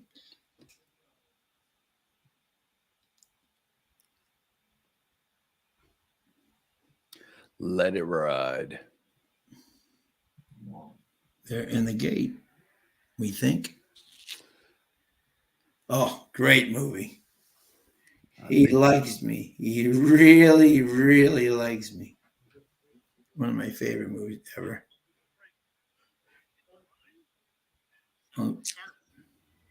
Standing in the gate. I would never stand there where that guy is standing, even though. No. 6 is in a big hurry to get the lead. Hits the corner in front. Just outside that one, it looks like the 11 and 13 want to go with him. They're going to be in second and third. The 3 horse, your horse that you like, is down on the rail in fourth. And then it's another couple back to, I believe that's the 5 outside and the 4 inside. That one, several more links back to the rest of the field. They went to the quarter in 23.21 seconds, and the 6 up front is on fire. Got about a 2-length lead over the 14. The 11 is in third, a length off of that one. It's another 3 lengths back to the 2 horse. And I believe just outside that one is the 5 and the 4. But up front, it's still the 6, Dreamer's Disease on front. The 14 is starting to make a move. The 11 horse is in between, going to be looking for some running room. The 4 horse is starting to get in gear and come at the top 3. The 6, as they hit the half in 47.09. And the 14 puts a nose in front. The 11 is going to run with that one. The 4 horse is starting to make a big move and trying to sweep by them all. The 3 horse is starting to get engaged from 5th place. But up front right now, you still got the 11 on the rail, the 14 outside that one. The 4 horse, though, is wanting the lead, is coming up to the leader right now. And the 4 is going to try to put a nose in front. Down inside on the rail, you got somebody coming up on the rail, and then 9 horses starting to make a late run. But up front, it's going to be the 11 and the 4, the 4 and 11. The 4 is going to win by about a length. The 11 gets second, the 9 and third. Close for fourth between the 5 and the 3. You get them, Justin. Joe Stokes. 2 wins on the night for Joe Stokes. Was that the 4? It is the 4. That is the 4. That's 7-1. Yeah. That was Rob's top pick also. Look at Rob. Right. Rob is just absolutely killing it. Was that his top pick? That was his top pick. 4, 6, 14, I think. Yeah. Wow. Yeah. That 6 died pretty quickly. Yeah. Wow. I thought the 3 for a second was trying to make a move there, and he just flattened out like a board. No, the 3 was way back there. Yeah. With the sun. If that was him trying to come up the rail, and then The 3 is like he's like way back trying to trail the 9 coming up. Yeah, I believe I see him. Yeah, he did end up getting like 5th place, I believe. So yeah. Tim, you and I saw that 3 run at Horseshoe Indy for Brendan Walsh. yes, The 3 I'm that's- talking about. Yeah. yes, That's a yeah. The camera was a little tough there. yes. Yeah, I agree, but that's a horse right there, folks. That if you're watching that 3 got bet down to 6-1 for Alexis, watch that horse coming back next time. You know what I'm saying? Like nice late middle run. You know, Malathot coming through. Well done. Race 4 and 11-1 for 50. Wow. Tim Me likes race 4, number 11, 1 for 56. Oh, yeah, no, that's a tough number. Well, there was no 8 in this race, so you had to bet the 4 twice. I love it. There you go. Well done, Jenny. Way to go. Love it. Love to hear it. Oh yeah, the 4 came from Delta, but on the turf. Yeah. Huh. Yeah, I didn't see the 4 as a factor there on the dirt. So excellent for Rob there. Did have some nice races at Delta Downs, but has never run on the Evangeline dirt. But No, had run on the turf here, but and you know, I just and run in the mud. Yeah, they're you know Kearney Segura. was taking a class drop, has been running against better, even though on the turf. But Unbridled Song, yeah. Rob picked the 4. Rob, everyone give Rob a hand. Yeah. Rob, 2 for Rob, 2. you had a serial there. You just had a 7-1. 9-1, a 7-1. You are amazing, Rob. Yeah, I hope you had that double as well, Rob. Yeah, what a double.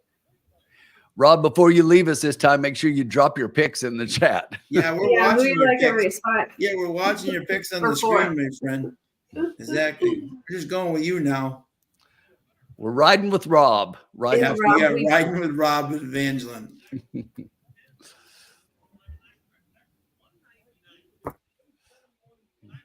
Daily double. Rob, ice cold, 135.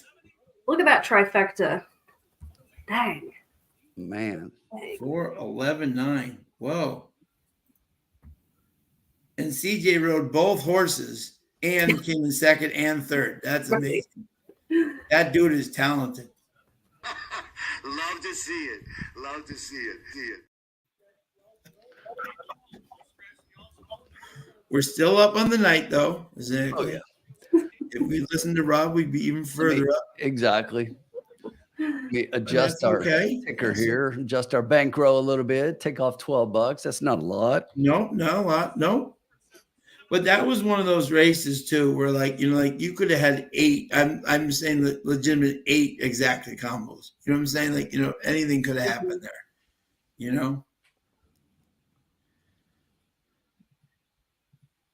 But good for Jenny Ochoa, on fire tonight so far. Love it. The 8s are coming through. So Tim, your race is race 4. Correct. coming up. Let's And this do it. is 7 furlongs, claiming 5,000 non-winners of 2. I'm Purse, betting a 11,000. $100 straight trifecta. No, What was it? no, I'm kidding. Oh. 3-year-olds and up, which have never won 2 races, nor will they. Okay, let me see. Here we go. And let's see if there's any scratches here in this field. The 13 and 14 are out. 13 and 14 are out. Okay. But we have a full field of 12. Full field of 12. Gotta love it. Yeah. Yeah, thank you for playing, Bobby. Bobby's never played Evangeline. But we appreciate you, my friend. We've learned you just ride with Rob. Yeah, we just ride with Rob. That's what we do. You ride with Rob. I'd like Hawaii. Ooh, I like that name.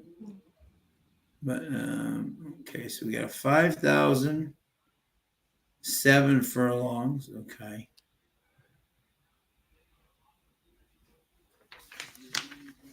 And this is your race, right, Tim? It is. Okay.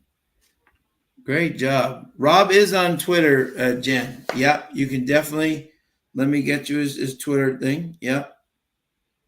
For you. Absolutely. 1 second here. Here, get you it, my friend. Yep. So you can get Real Tool, TUEL time. I'll put that in the chat. Please, everybody, follow him. He's one of the real good announcers in our game, and fabulous on social media. Will always talk to people, and I just put it in the chat there. If we want to follow him, Real Tool Time, please follow him. I just retweeted him, so if you follow me, you should be able to see it. Yeah, exactly. Yeah, that's one of the horses that I like here. Keith. Who's that? Ida like Hawaii. And who knew that American Idol right now is in Hawaii? Who knew? There we go. Okay. Let me see. There we go. Yeah. So, and Keith Bourgeois. Oh, there you go. J.L. Rodriguez. Yeah, he was actually, or is it she? I should say. Nope.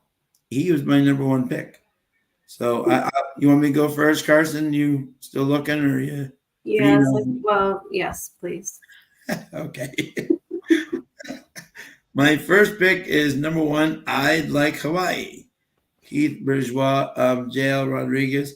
I like this horse. If you look at 62.5, came in very 4th, even in the show in a mile. I think the 7 furlong cutback will do good for him. Was competing solidly, getting checks at the fairgrounds. Seems to like this track. I think that horse has got a chance here. Then my second pick was number 6, Bud 1, Dagger and E. Santiago. This horse made in 10,000, showed some live pace at 7 furlongs on this track. So I figured he might have a chance here. And then my third pick was number 5, Love Fighter with Tommy Pampel. So those are my 3.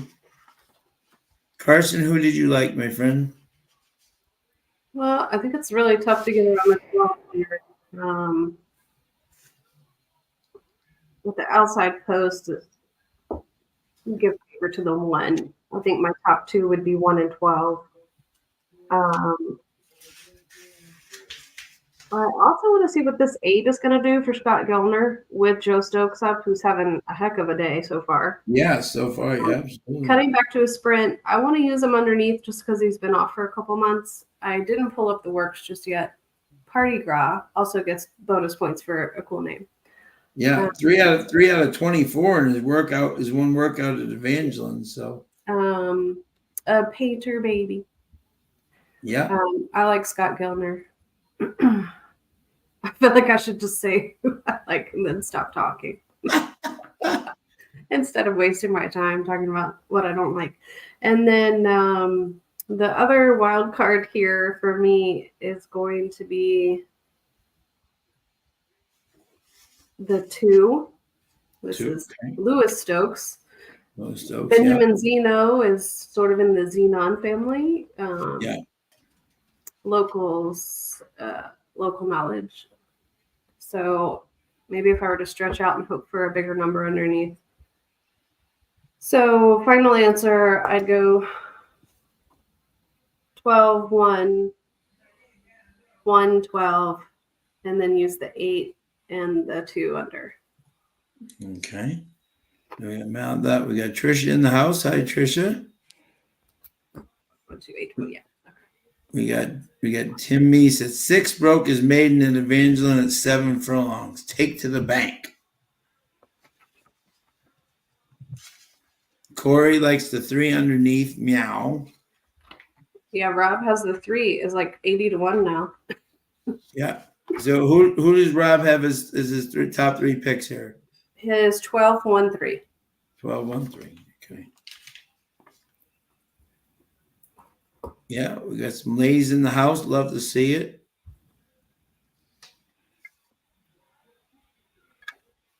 Tim, are you still kind of debating who you're? Yeah, we'll give it a little bit time. and we'll take a look at the horses. I will say right off the bat, and I haven't decided the wager yet, so we'll wait on that. But I like the 12 a lot on top here. Here's an angle I use a whole lot, and I won 3 times with this angle today at Keeneland. When you are racing in a non-winners of 2 lifetime, basically that means every horse in the race has 1 win. So what I like to do is go back, and that obviously means their maiden race, right? So I like to see what did they do and who did they beat the one time they were able to get in the winner's circle. The 12 is the only horse in here that was in the maiden special weight. Okay. Yeah. So the 12 won out of a maiden special weight. I do not like the 1 at all in this race. And I will tell you why. The 1 has had 34 lifetime races with 1 win, 1 at 8th asking. So the horse has had 26 times, multiple times at this condition and can't break through. Thank you, but no thanks. So I think it's going to be real chalky. I do like the 6 a lot. Same thing, very similar here. When you look at this horse, the horse has only had 10 races. And out of those, broke his maiden in a $10,000 claimer at Delta Downs and was claimed and taken and put in an allowance class right away. So then was obviously dropped back down to claimers. That one's in the mud, going to give him a pass. Then was off for a while, came back in a 6.5, ran a decent race that was up front. And if you look, that horse was the even money favorite in that race. Okay. So I do think the 12 and 6 are probably a little bit ahead of the rest of these. 1 could potentially, the horse has had so damn many races. He likes to get third. If you look, he's got 10 seconds and 9/3 out of 34 lifetime races, but I definitely cannot bet this 1 on top when the horse has had that many shots at this level and just can't break through. Yeah. Okay. Yeah. Yeah. Oh, you're breaking Keith's heart here. Because he liked the 1. Yeah. It's an underneath play, but I do not like the horse on top. So I've got a way that I think I want to play this. I'm going to play something a little different than what we've done here typically in the lounge. I want to see them first and make sure. There are a couple others I'd like to get a look at. Yeah. So, Grandma, to answer your question, yes, absolutely. I think Sean and I always look at workouts, but you workouts are something that I think can add to a horse's line, but it's not something I would bet strictly off of workouts. And I wouldn't necessarily not bet a horse because he doesn't have workouts. So to me, the workouts can only add to what I see. Sean, what do you think? Yeah, Grandma, I'll give you the perfect example. One of my favorite horses ever. He was very popular on Twitter. You may have seen him, Juba. Was for Centennial Farms. If you saw Juba in the morning, you'd swear he was a grade 1, like like all-star. And he did win some races, but when it came to the afternoon, he didn't have the same luck he did in the morning. There are some horses that are, and then there are some horses that look like they have no idea what they're doing in the morning because they're tired or early. But when they get on that track to run, they're all business. So works can definitely help, and it definitely shows that a horse likes a track. But sometimes it's not the be all. But if you're trying to differentiate between two horses, sometimes those can be the difference in which one you go with, and they can definitely aid you in your handicapping for sure.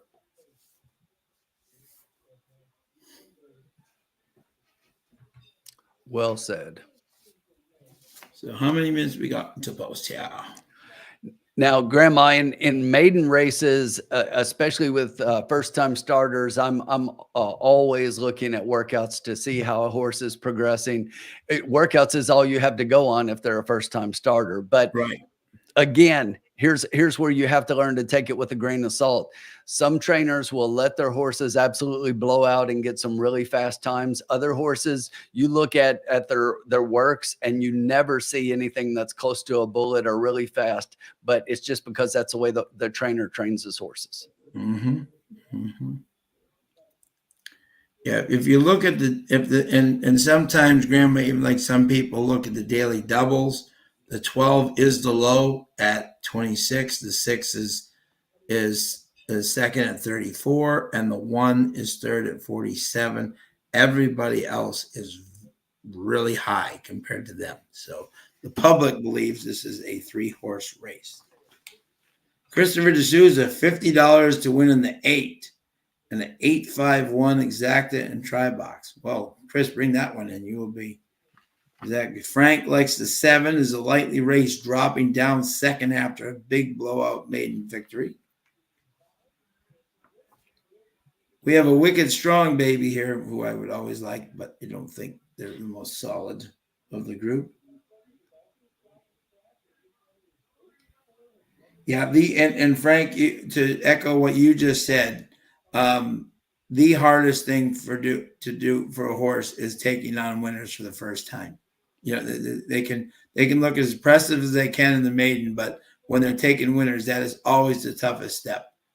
So sometimes you can give horses like the 7 who won impressively at Delta, then tried the higher class at Fairgrounds and didn't fit into that group, but that doesn't mean coming back here he could, so that's a very live angle on your part.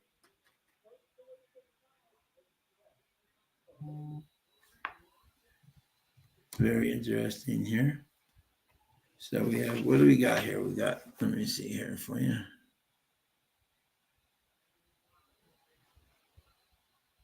Let me see here.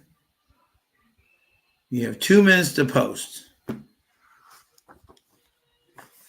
We have the 1 who's the favorite of 5-2, which I'm a little shocked at here. We got the 12 at 4-1. We have the 6 at 3-1.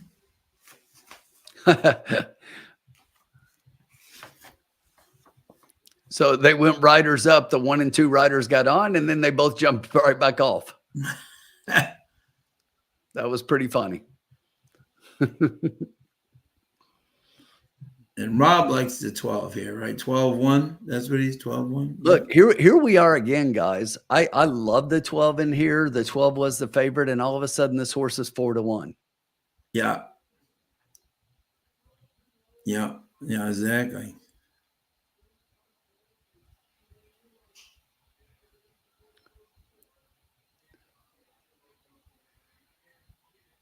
Now 9-2.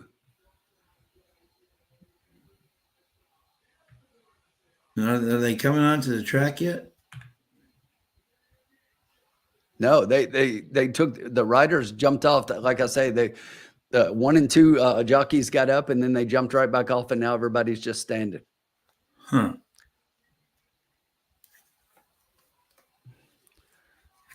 That shows they're excited about their horses. They're ready to get out there and. Well, I don't know if you heard, but they had the call to post, and then, okay, here we go again. 1's getting up. So he jumped the gun. Jose's excited to ride this horse. Well, I mean, they did the call to post, so it was like, I guess somebody must have said riders up. Yeah. Here we go. Now we're doing it again. From the top. Here we go. Yeah, Don, what do you call it? Dan, just to tell you, this is a smaller track. So when you said the odds have been moving a lot at the gates, and yeah, Zach, it's all late money down there, Zach, and there's not a lot in the pool. So if some person decides to put like $50 on a horse, he's going to dramatically change the odds down there, versus like where if you're in New York, that wouldn't even, the odds wouldn't even blink. Here they come. They come out in the track here. I'd like Hawaii. Huh? What's the official bet? Oh, we don't know. Tim hasn't said it yet. Oh, okay. I want. They just came out, so I want to check them on the track, and then we'll. Oh, okay, sorry. No, it's okay. Damn it, Carson! Give me a minute. Admiral of Fleet. Marlindale said. Stray cat strut. I don't bother chasing mice around.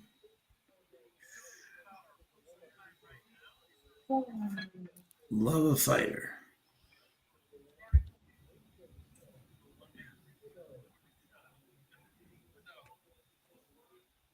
Six looks really good. Hurry up, old man. Bud 1. Yeah, Bud 1's taking some money here. Party Gras. You like that one, Carson? Mm-hmm. Like the name. Joe Stokes on fire tonight. I like Joe and I like Scott. Here's a Wicked Strong, baby. I don't think he's going to be strong in this race, but. Yeah, he looks good too. The 8, sorry. 10 Dolce La Noche. There we go. 12 down to 7-2 now, Tim.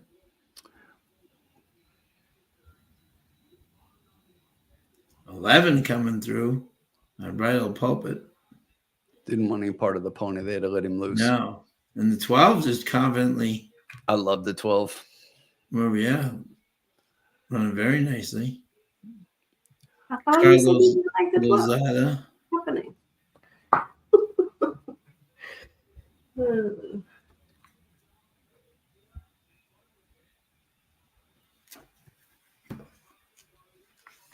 Grandma's got a, let's say, 12, 10, 3 at Evangeline. So she's got 12, 10, 3. Frank, I bet a try key box, key the 6 with the 1, 7, 12. 7 is a good looking gray out of Tappet. Oh, yeah. Love those Tappets. Carson, what were your picks again? I really liked the 1 and the 12 up top, but I would also like to use the 8 underneath. I think the 8 looks good in post parade. The other wild card here for me, just based on the trainer's history, was the 2.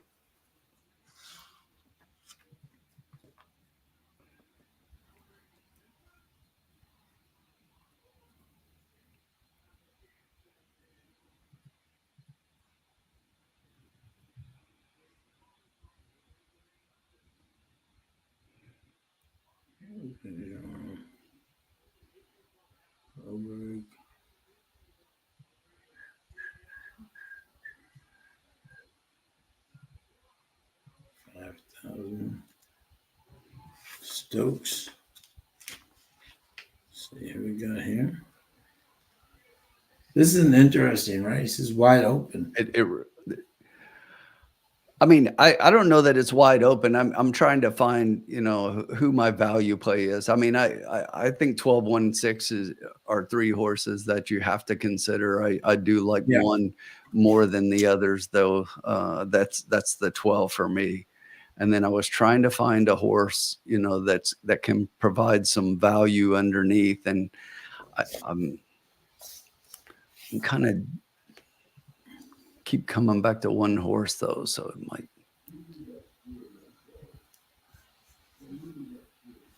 Yeah, this is a wide open race here. What's that? This is a wide open race. Let's see.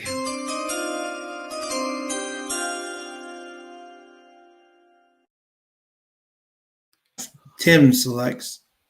So I think I've decided we are going to play a $2 trifecta key, not a key box, a key. We are keying the 12 on top. 12 has to win. 12. Okay. And underneath, we are going to play the 1, the 6, and the 8. 1, 6, and 8 underneath the 12. Like it. Okay. Got it. Love it. So that'll be $12. Yeah, love it. And we're still up on the night. And we're going to be up more after this.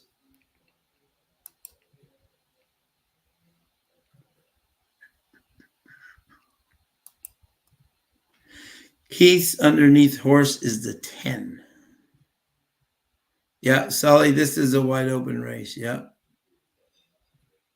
Sully, you missed Rob, the announcer from there, has hit 2 races in a row, and he's on the 12 here. Carson hit her 5 to win in place, a bet on the 8 at 9-1. So we are up on the night so far, which is great. And we got a lot of people joining us tonight, which is great.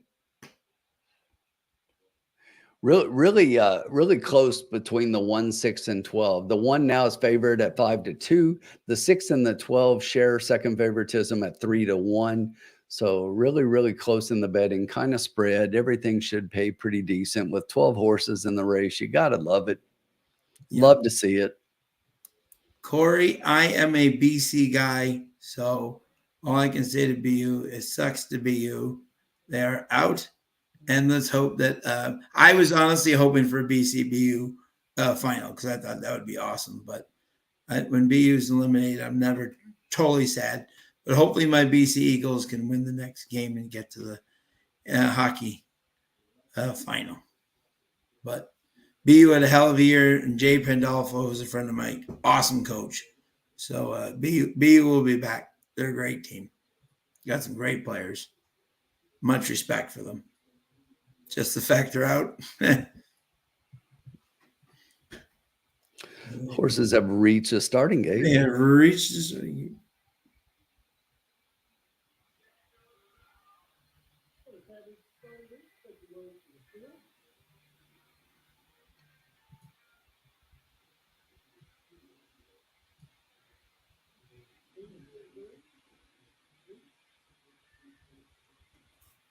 Going towards the gate.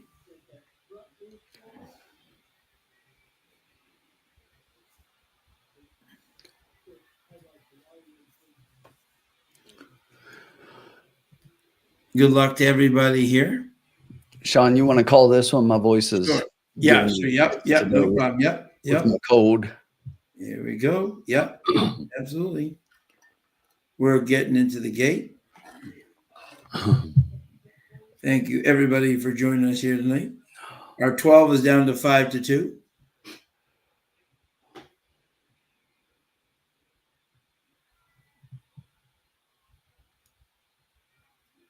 Oh, who won the softball World Series, Grandma? Exactly, yeah.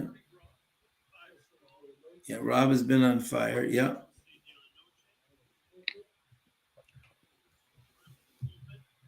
It's hard sometimes to tell their numbers, don't you agree? Like, Yes.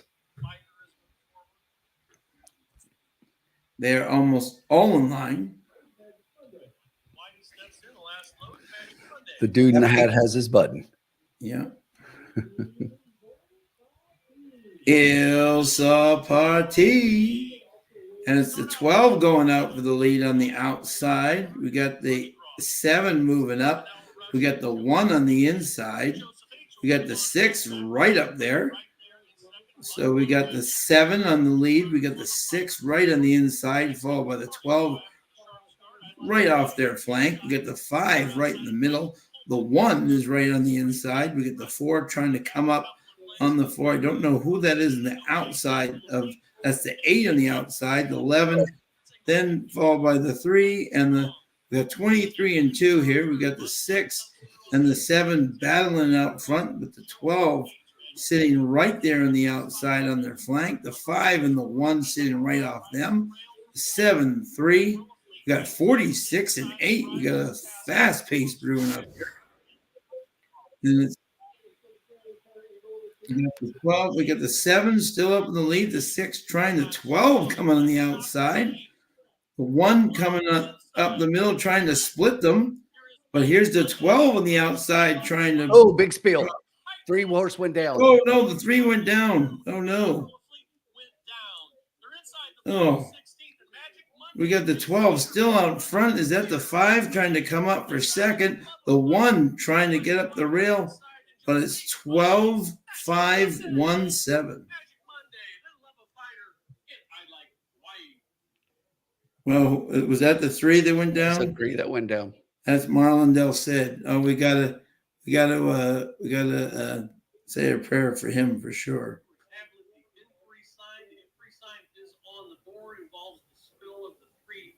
12 went down to 8 to 5. Definitely. Well, the good news is the horse did get up and look okay. Oh, good. That's good. We just gotta hope that Marlon's okay. Yeah, and that looked pretty hard. I think he hit the rail. Let me see. Let's see. He tried to go inside, and I think the 6 came over on him right there. Look at the 6. Yeah, the 6. Yeah. Oh, yeah, the 6 came right in on him. Yeah. Oh.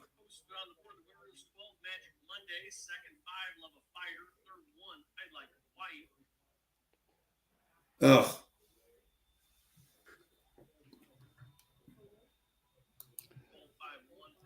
You hate to see that, but thoughts and prayers for Marlon for sure. Yeah, I hope Marlon's all right. Hope he's up and walking there. Well, Tim, you were definitely right on that 12, and the money definitely showed. He does look much the best to me, and you know, typically this is an angle. Sean, that makes my 4th win playing this angle today. Yeah. It's an angle, folks, that I'm telling you, look at it every time. I'm not saying it always works. Today, it's been spot on. When you've got a non-winners of 2, every horse has won 1. Go back and look what they won. This is the only horse that won a maiden special weight. Nobody else could come close in that. So I just look at that horse against these, and it's just like it's just an angle that works for me. The 9 horse in the last race at Keeneland, I won on them with that today.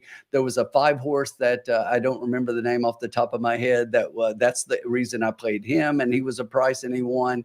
And it's just an angle that I play a lot, and it just happens to come through quite a bit. Yeah. So Carson, did you get something stronger than your tap water? Yeah. What happened? Who went down? The three fell down. Marlon Del Cid. The 6 came in on him on the rail, and he took a pretty nasty fall. Now the horse got up and looked okay, but that was a hard fall for him, and I think the horse went over him. But it came 12-1-5. Yeah, we'll probably have a disqualification on the 6 because the 6 came wherever the 6 finished wherever the 6 finished, he's finishing last because and that could probably honestly that could be days for that one because he came. Wow, look at that, Sean. The 12 ended up going off at 8-5. Yeah, and then amazing. Yeah, Love a Fighter came right. Yeah, and the one as you said, Tim, loves to come in 3rd. Oh, always. That's what I said. It's just like I'll play him underneath every time, but with that number of races, it's just like can't play him on top. That's what you call a great stable dual play, but just not at those odds. Absolutely. If he's 10-1, then you use him. I did put some win place on the 12 myself, so yeah, I'm pretty happy. That's why he went to 8-5. Now we know. Now we know why he went to 8-5 here. I didn't hit him that hard, but we spanked him a little bit. And by the way, that is 3 straight winners for Rob. Did he have Rob the just hit as well? the big 3.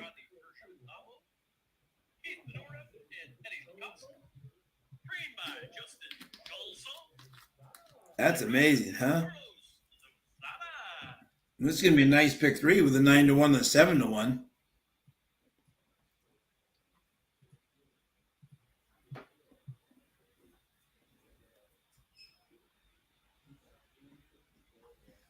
That's amazing. That's a nice trifecta.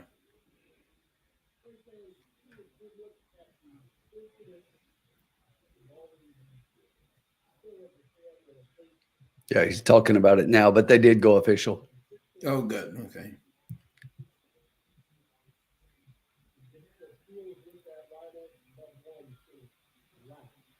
Yes, so they placed the 6th last. Yep. Yep. Look at this. We have one of our favorite special guests on the show. Hi. Say hi, Sean. Hi, my friend. How you doing? We're tired. We tired tonight? Yeah. Who do we like in the next race?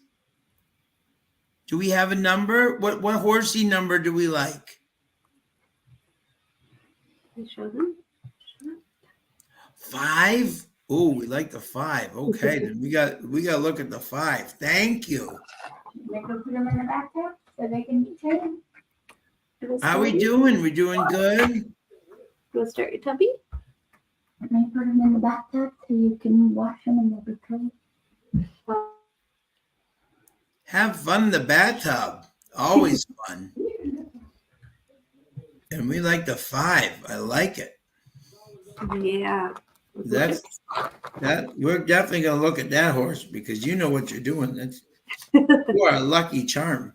Her birthday is 1/27. Oh, there you go. And how old will we be on January 27th? Next January will be 4. We're gonna be 4? 4. Wow. We're getting so big.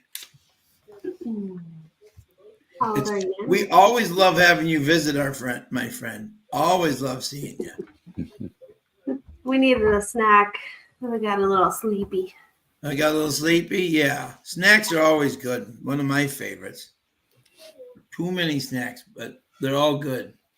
What are we snacking on? Oh, chips. We got chips. Oh, yummy. I like chips. And wouldn't you know, the next horse, the next 5 is Brian's Iron Mike, who is a 5-2 shot with Timmy Thornton for Alan Landry. Wow. And it's an Iron Fist baby. That's right. It's an Iron Fist baby. You know how to pick him. Who's out of Tappet, out of a Go Zapper mare. Oh, I like your horse. Mommy got to see Iron Fist run at Delmar. Oh, wow. Mm-hmm. Very cool. What are we having for a snack? Just plain, well, it's the Higgs version of Ruffles. Oh, I love it. Sort of like Oots, but for Kentucky. Yeah, love it. There you go. Those are great. Yeah. Feel better? Mm-hmm. That's And I'll great. show them up here in just a second, okay? I'm going to pick one out. And we have a field. Tim, do we have any scratches here? Let me see. Do we have any scratches here? We do not. No Huh? scratches. No, short field. Seven horses, no scratches. The 5's a solid favorite. Yeah. Well, now that she's picked it, that's my top pick. Now everybody's betting it. Yeah, everybody's betting it because, Not much And value is run- there. has run one time at Evangeline, came in second. Keith, I tried to tell you the one horse only wanted the show. You want to put blue in there? This horse has run against a lot better than this I group. put 2 colors on the shelf. It was orange and purple. Oh, want to try them? Yeah, I think the 5 is a huge favorite in here. We should just do 5 all. See if we get a bomb. That was a good call, Tim. Keith is came in third. Exactly. Yep. This is that's how I handicapped it here, Tim. I think the 5 is just for this group. I mean, obviously the 4 could be an interesting pick for Sturgis Ducoin there with CJ. But I just think versus this group, I mean, you look at the 2 was way over its head last time versus Gun Pilot. I mean, good Lord. Gun Pilot would be like 1 to 100 in this race.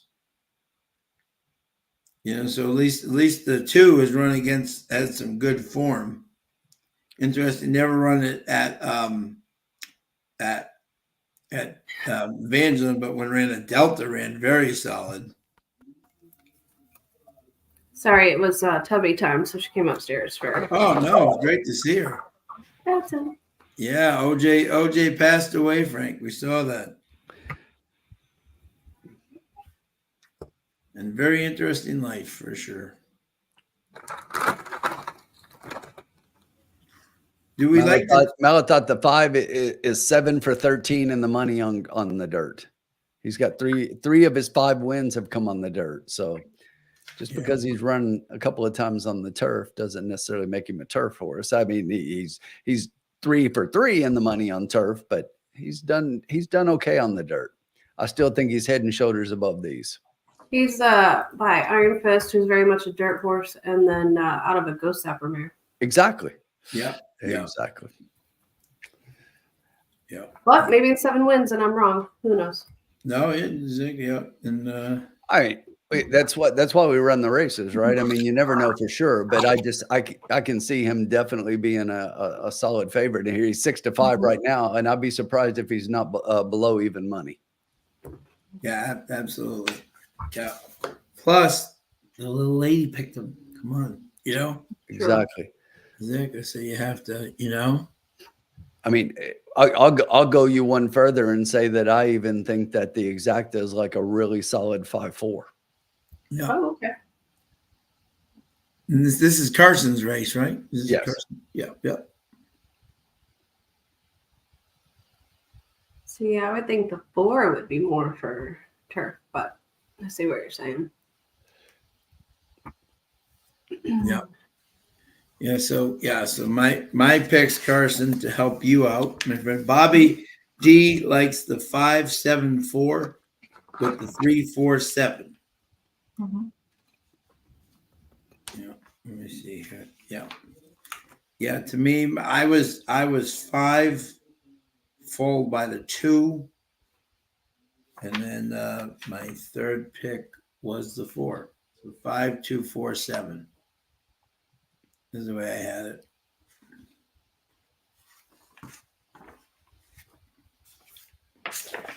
And Carson, I've already said I was 5-4. Those are definitely the 2 I like on top. And my third horse in here would be the 7. I like Tommy Pompel at Evangeline. He's the one that rode that 5 to the second place finish. He always does well down here. If you look at him, he's already off to a great start. Out of 14 starts before tonight, he was in the money 6 times with 2 wins. He always runs well. This is a horse that's probably going to show some early speed. I think the 5 and 4 are definitely going to pass this horse, but I think he holds on for a piece here. So 5-4-7 for me. Grandma likes the 4 over the 2-5-1.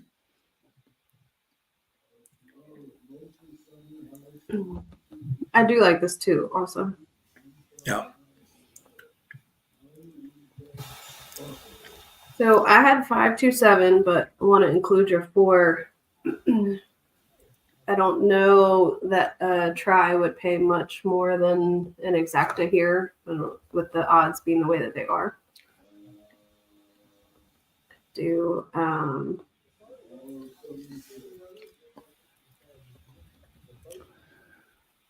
still got 11 minutes. Take your time. Yeah, take your time. We're in no hurry, my friend. Yeah.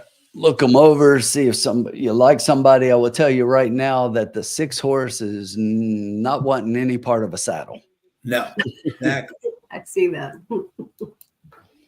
It's not for everybody. No, exactly. I hate it when they saddle me. That's for another show. Oh, sorry. Did I say that out loud? I thought I had my mic. That is for another show. Not 9 o'clock yet. Yes. Rick Johnson likes the 5 over the 4-7. That 5 looks like $1 million though. 5 all 4-7? Is that what you got, Rick? No. He's all professional. Look at him. Yeah. And the tool time selections, by the way, are 5-2-4. Yes. And Rob is on fire.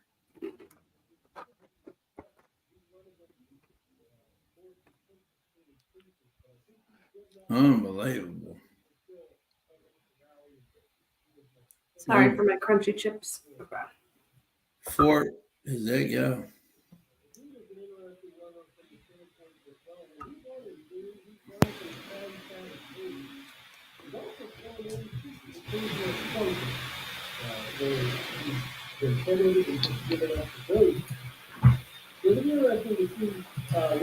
That was 9-1, a 7-1, and a 6-5 that he got, right? Colin, we are up, my friend. We are up on the night.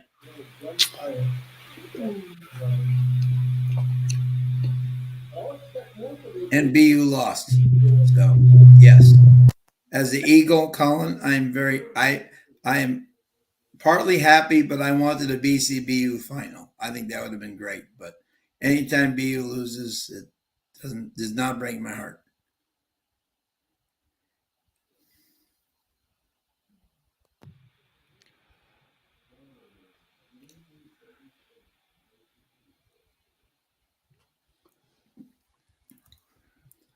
Grandma, Mike is spreading here with 5 over the 2, 3, 4, what 7. concerns me is the layoff since November, and doesn't seem to be burning up the track in the workouts. And I need to see. The one. Plus, it seems to be running against a little bit less than some of these in here. Were you talking about the one, Tim? Wow, Tricia going with the Panthers and the Knicks. That's interesting. Am I muted? Tim, can you hear me? Tim, can you hear Carson? Tim, can you hear anybody? Can you not hear me? Yeah, I can hear you, but can you hear Carson? Oh, she seems really low. Oh, I can hear her fine. I don't know. That's weird. Okay. Were you just talking about the one? Oh, yes. I was just saying Grandma had said something about the one, and I was just saying that I didn't like the layoff. Yeah. And how many minutes do we have to post here?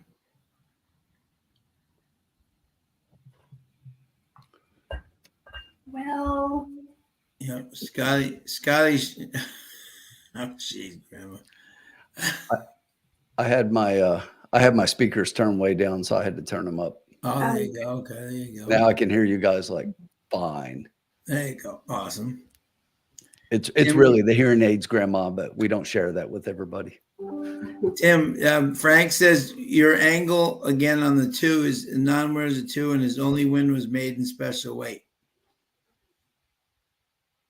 So your angle is here fits again on the 2. This race is a little bit different, though. I mean, this is not a non-winners of 2 lifetime.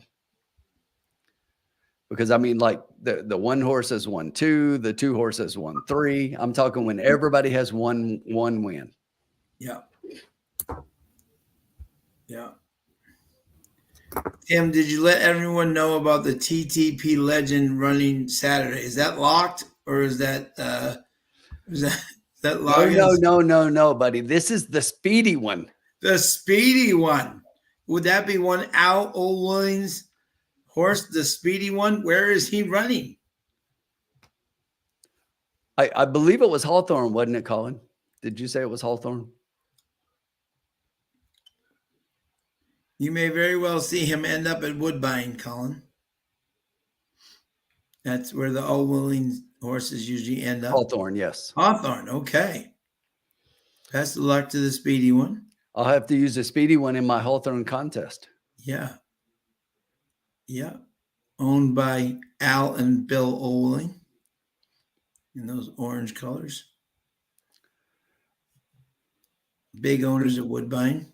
You know, Colin and I really liked that horse when he minted it, and we looked in, to the background and the stable that owned it. But when the owner of that stable, and I can't remember his name for the life of me, when he passed away and they sold off all his assets, he could not have gotten luckier with the connections that picked up his horse. Yeah. Oh yeah. Al and Bill. Yeah. They're great owners. Yeah. Running those yellow and orange colors. Oh, Paw Patrol. Yeah, she's heavy into the Paw Patrol now. So Frank, if you're still there, I was just looking really quickly. We will take a look at that angle when we get to race 7 again. Yep. Because race 7 is another non-winners of 2 life Right. optional claimer. So real quick, hope everybody can hear me okay. This will have to be Yes. my last race just because I have to tend to the wee one. No, not a problem. Thank you, Carson, as always, for joining us. I do have a pick 5 in, and I'll enter what I Oh, make yeah, up awesome. if you guys want to see. For this race, I'd like to do something a little different. I want to do a try on all the gray horses, 1, 4, 5. Okay. Just do a try box, so it's $6, and then we do a try key box 5 with the 2, 4, 7 for $9.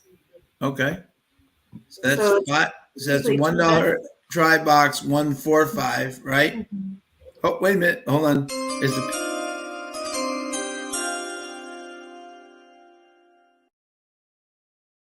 pick is in. So Carson, would you please tell us what your official pick is? Yes, I would like to do a try box, 50 cents on the 1, 4, and 5. Okay. Yep. So that should be $6 if my math is still good. Yep. And then also, and I don't normally do this because I consider it betting against myself, but consider it a bit of a hedge here. Try key box, 50 cents, key the 5 with 2, 4, 7 for $9. Okay. So you got that, Tim? I did not. It's a $1 try box. I thought you were doing it and writing it down. No. I can do it. I got it in my head. I'll do it. 50 cents try box 145 and a try key 5 over the 2, 4, 7. Is that correct? Yes. 5, 2, 4, 7. Yes. Yep.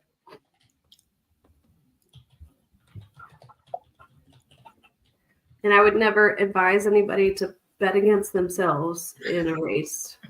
And the try box You never know. was again, you said try box was 145? Yeah. Yes. You never know. And the try key box was what? I'm sorry. 5 with 2, 4, 7. And that was for how much? 50 cents. So it should be I'll go 16, for $1. Go for $13. $1. Go for $1. So It's your last race. We're up. and say the key box again, the numbers. Key the 5 with 2, 4, 7. Yeah. That's $6. Do it for $1, Tim. So that'll be $18 Yep. with the $6 bet. So 24 total. Yep. Boom, got them You in. want to do? Did you want? Oh, okay. Did you want the 5? Did you want to do like 2, 4, 7 with 5? I just keyed the 5 with 2, 4, 7. Is that? Yes. Am I saying it wrong? Sorry. No, I got it. You said it exactly right. Yep. Perfect. Yeah. Key box. Okay. Yeah, perfect. Yeah. Got it. Awesome. Yep. Awesome. So it's a $24 bet, right? Yep. Mhm. Awesome. Trisha says go 7. Rick Johnson says do as I say, not as I do. Yeah. Sorry. Yeah. For the most part, don't bet against yourself. That's silly. But 5 now down to even money. yeah, great. Carson's daughter moving the needle. Cars are nearing the starting gate. Post time in a minute. Oh, Blues Clues. There you go. They're heading towards the gate. This too is interesting.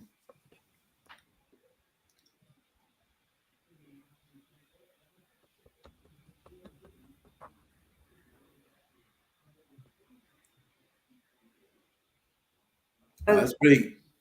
Oh, go ahead. What? Oh, I was just gonna say the 6 looked better with the saddle actually on, but I'll let him beat me. So She's not on her.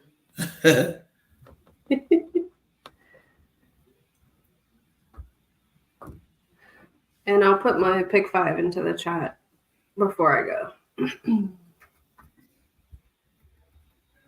Yeah, please do. Yeah.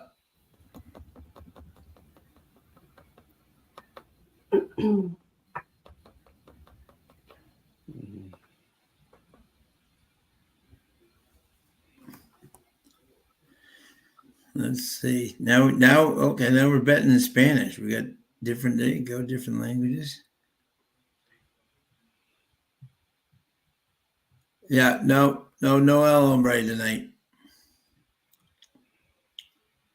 El Slumbre. Okay, there you go. Exactly.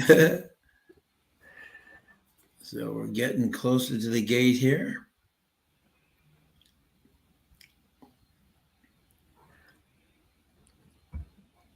Thank you to everybody for joining us tonight. Yeah, please hit the like button. Exactly. Good luck in the races. Absolutely. Keith, thank you, my friend. Yeah, we got to figure out why Keith has a wrench next to his name. So earlier, here's the thing. I think it has to do with the people signing in with their accounts and how they're set up for some of the functions here in StreamYard, because when the formula was in earlier, he had it as well. Oh, okay. There you Like go. admin or moderator. Right. Yeah. The juice is loose. So I'm surprised that Colin doesn't have it against his name, because both the formula and Keith had it. Colin, I would take offense to that. Perfect first move in. I don't have a wrench either. I don't even have my name on there. I don't even have a wrench or a name. Loading up. To our friends out in Twitter and YouTube land at Trust the Profits. They're playing along with the Evangeline Downs races tonight. Hopefully everybody's cashing some tickets. Rob just gave us a shout out on the mic. Oh, yay. Ryan's Iron Mike, Midnight Fire, last load. Love it. Love to see it. Love to see it. You want me? I'll call this one, Tim. Sure. I'd appreciate my And voice. it's the 1-4-5 all battling for the El Salfate. 5 got away slowly. He did. So we got the 3, the 2, the 6. We got everybody up there. The long shots are all flying up there. The Lagoon tries to sneak up the rail there. 3 of them go at it. 22. They're flying up front. They are going fast. 2 is still leading the 6. Come on, this 2, 5. 6, and 7 all fighting. The 3, 4, and 5 all trying to come up here. He's like way wide. Way wide. 22 and 46. They're flying, but this the 2 Lagoon still flying. The 2, the 3, the 5 just beating bad tonight. 5 is done. 2, 3, 2, 3, 6, 4. 3, 4, 6, 4. And the 5 nowhere to be seen. Wow. Wow. Sorry, guys. No, don't worry. Hello, Miss one with exactly. You're still 500 on the year in Evangeline. Not many people can say that. You know. All right, I put my pick 5 in the chat, which is miraculously still alive. There you go, girl. See, you're still alive. I'm coming up to 2 single legs, so. Okay, there you go. You can do it. 7. If you want to do a pick 3 for the rest of the legs.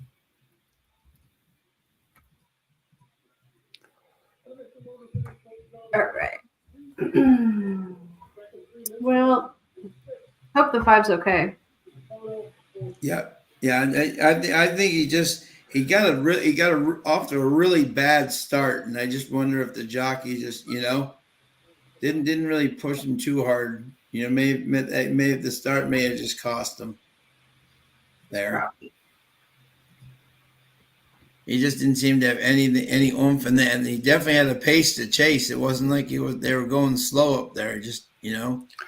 So that was a total of $21 that we bet. Yep, that's okay. We're still No, up. I'm just trying to get the total. I'm just Yeah. confirming that you Yeah. guys agree. Oh, it's a disgrace, but I mean, other than that, no. No, I want to update the ticker. That's all. We're still up. No, but No, see, we those are. are you know the great thing is though, Carson, that when you're up, those are the type of shots you take, and you know what I'm saying. We thought the Absolutely. 5 There was was going to nothing be wrong a. with that. No, that's what I'm saying. Absolutely, you played it. I wouldn't have played it any differently than you did. You know what I'm saying? Like that. I thought that was the perfect. There's only 3 races left, and that didn't even take all of our profits. No, So, no, not at all. We're nothing still wrong up. with betting that. Exactly, because thanks to your hit, we're still up. Exactly. I think the 4 might have gotten up for. I couldn't tell. Anyway, had 2 out of 3, I guess. I thought the 6 held on. Oh There yeah, it is. no, the 6 got him. Yeah, that outside angle is difficult to see. Yes.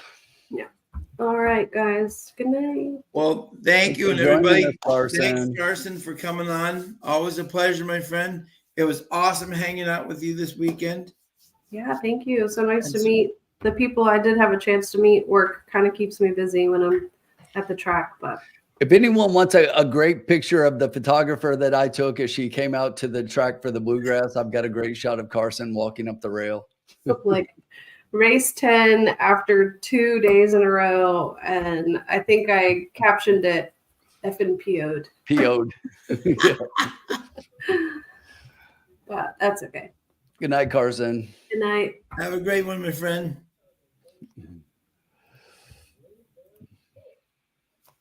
There we go. Okay, and then we're down to 2. And then there were 2. And then there are 2. Exactly.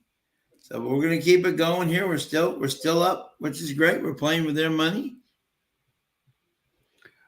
I was due to take my cold medicine before I came on, and I was like, if I do that, I won't make it through all the races. So I'm waiting.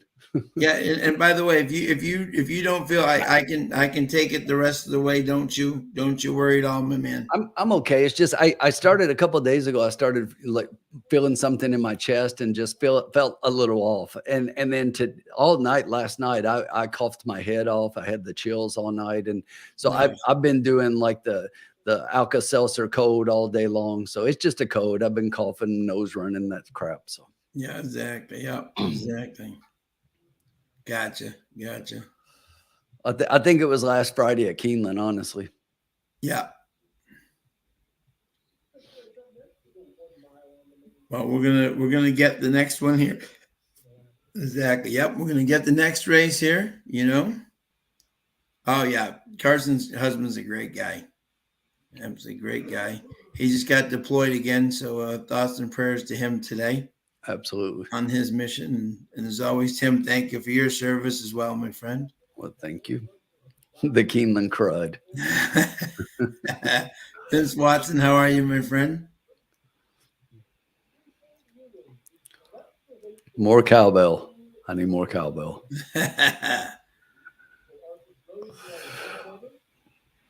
And the next race we got, is it race 6 coming up?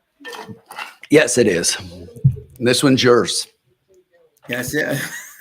Yeah, and we're gonna win here, Zach. Yeah. Absolutely. You know it.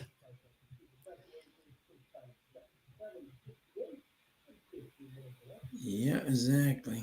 Yeah, that's probably what it is, Dan. I'm just, it's not getting to hang out with all my friends at Keeneland this week. So. It is. Yep. No, that was a fun weekend. Absolutely. Everybody we got to meet, Malathot, Trish, all the people we got to meet this weekend. Yeah, Corey. Yeah, absolutely.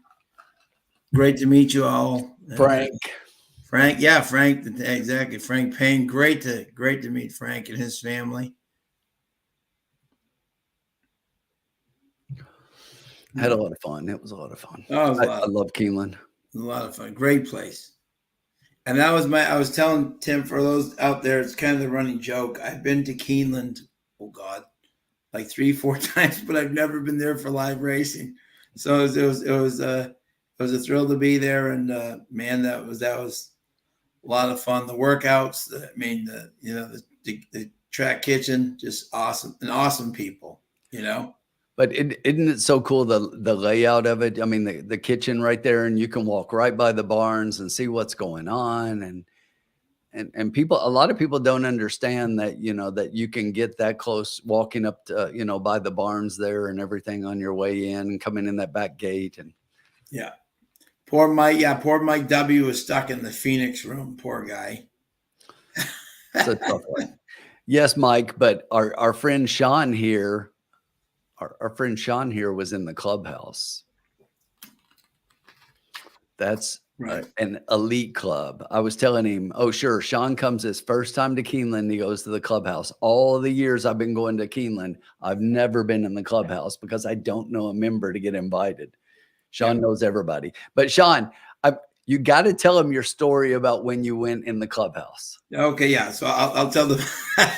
So this is funny. A friend of ours got a ticket up to the clubhouse up in the rooms, and so she brings me up, and what do you call it? So I go up, and the guy at the door says, I'm sorry, you need a jacket, a suit coat jacket. I didn't know. I've never been there before. I had my vest on, and so he's there, and there's two guys at the door, and the second guy goes, wait a minute, are you Spin?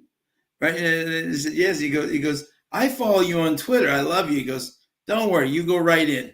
So in I went without a jacket. Exactly. So there the man, the myth, the legend himself. The only guy in the history of the Keeneland clubhouse to get in without a jacket, because the guys at the door follow Spin Nation on Twitter. Yeah. So hey, so you gotta love it. Exactly. So there you go. So that was definitely one of the highlights. So race 6 coming up here, Tim. And Malathot, actually, I've been in the Phoenix room. I've been in all the dining rooms there, but I've never been in the clubhouse. I love Mike. Yeah, Mike. Absolutely. Yeah, no, Mike came down for some of the workouts, and I got to introduce him to some of the trainers and the jockeys, which is really cool. So thank you for coming down, Mike. That was awesome.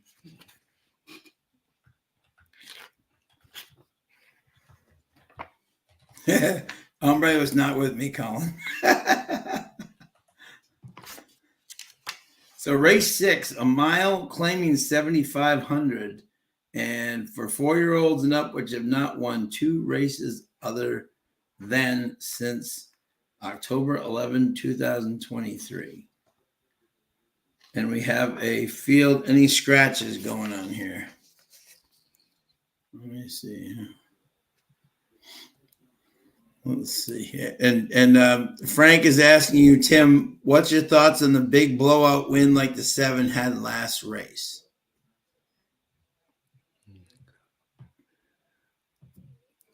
Yeah, I agree, Mike. Morning workouts is just as fun there. I love it.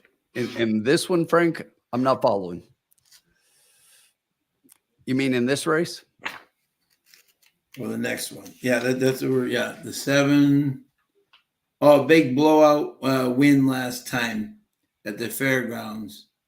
Oh, I got it. I'm following. I'm tracking now. Yeah, got it. Okay. Yeah.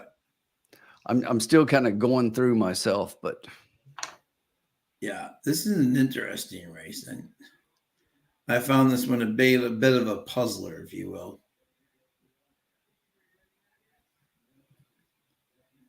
And again, the state is a lot of these run in state breds, which I find interesting, and like those protected races. And this is a, these all Louisiana.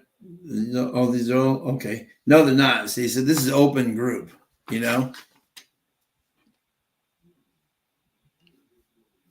He's wondering 6 race, huge buyer that he's never posted before. Sometimes I wonder if that number is legit. I sometimes find the buyers at fairgrounds are higher than other places. You know what I'm saying? Like sometimes they get a little higher than, than I think they really are. But and here's a race again where you got to try to find like who are the people who have run well at Evangeline, who. Well, look at the 2. Yeah, no, that's the first exactly. Yeah, and even the races he lost, he ran against much better.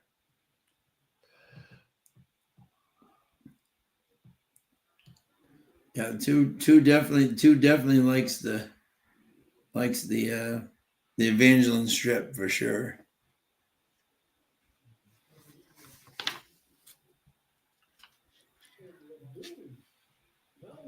Exactly. And then who did you like here, my friend? Who are your top 3 here?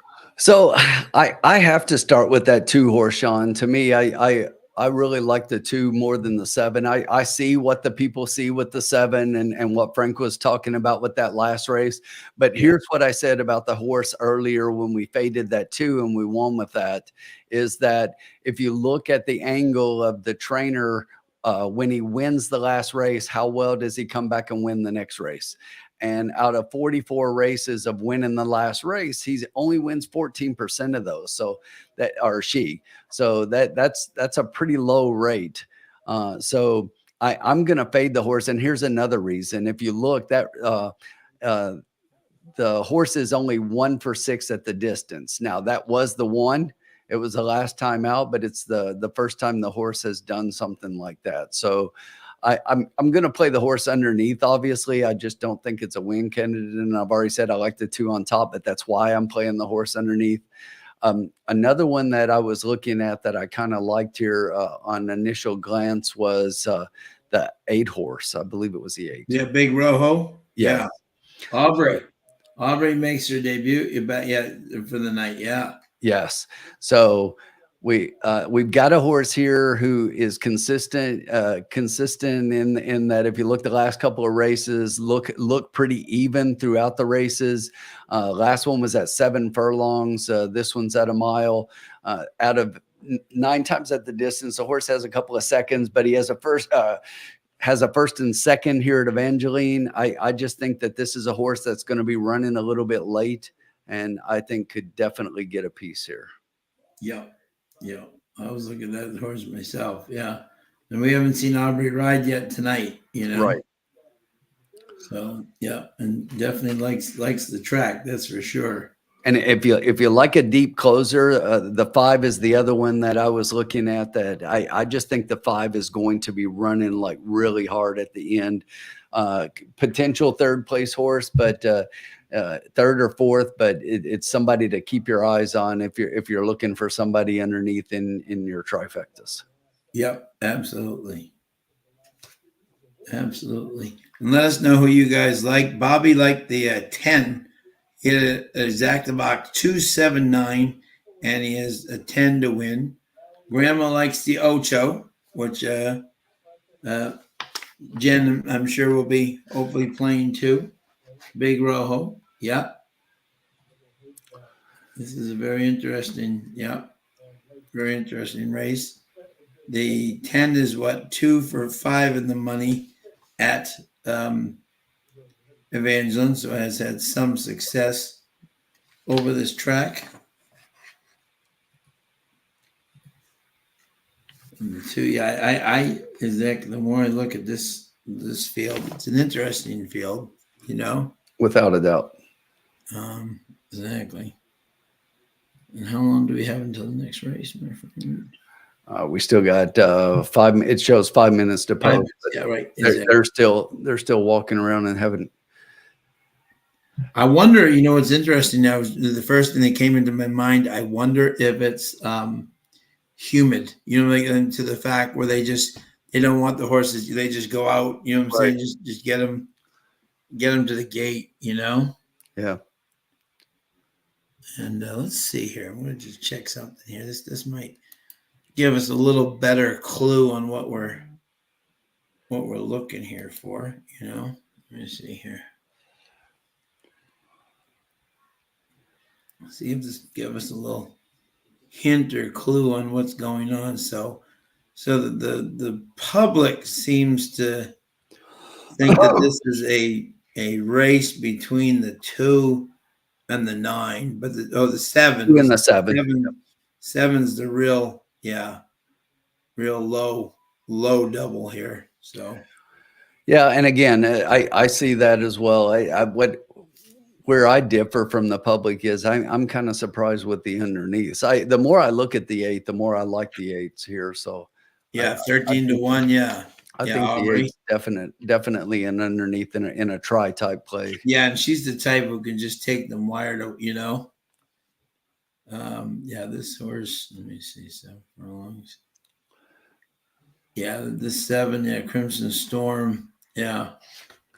You know, I get them betting the 9 here, Sean, based on the, you know, the races the horse was in and the higher levels at fairgrounds. But this horse only has 1 race at Evangeline and didn't do much with that one. So I've got to see the horse do something here. Sure. No, exactly. Exactly. I'd love to know what level that race was at, you know, just to get a, you know, because this guy seems to be in this zone, seems to be. Yeah. So the Evangeline race was really early on. Oh, it was actually a stakes race. So that horse was in the Louisiana Legend Cheval Stakes. Okay, yeah. So So very high level, and actually it was in the slop that day, and the horse was 6 by 24 lengths. wow. Okay, yeah. So 3 for 8 at the distance. So has won before. There's one more. The 10 is also won at this distance 3 times. So at least that just show an interest in this level. And you know, it's funny with that 9, the horse has raced 23 times and has 7 wins. So yeah, that's a pretty high win rate right there. Yeah, no, absolutely. I'm looking here at the 2. Yeah, exactly. Yeah. 7 furlongs, 10,000.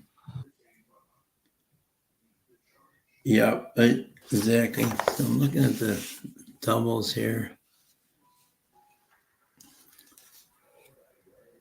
Yeah, I mean the doubles aren't even close though. When you look at the 5 has a lot of money there, $43 exactly, which is interesting. Is that a surprise to you a little bit?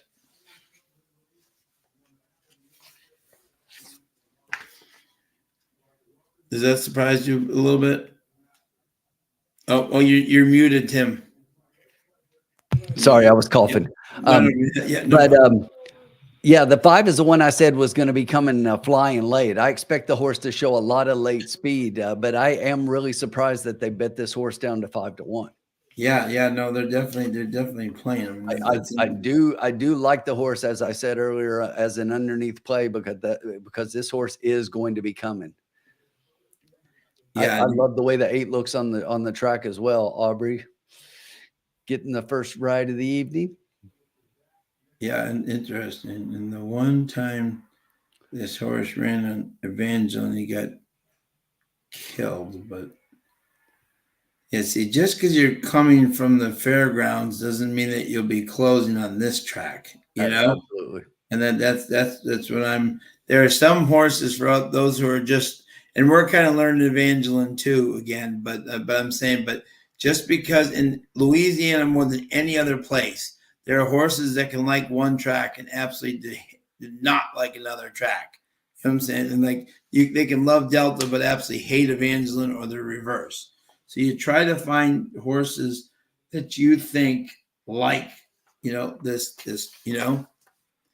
And what are we at right now, Tim? What are we at? We're at I mean, it's just showing 0 minutes, but they just got out on the track. We probably got 2 or 3 minutes here. But no. I mean, like, what is our bankroll at? The bankroll. I'm sorry, I don't know why I turned it off because I updated it. So there we go. Yeah. 113.50.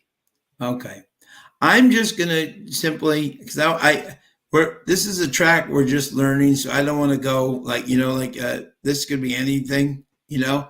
I'm just gonna go I'm just gonna go 5 to win a place on the 2. Unfathomed. At 4 to 1, I like it. Yep. Tim and I think that's the value. This horse likes this track.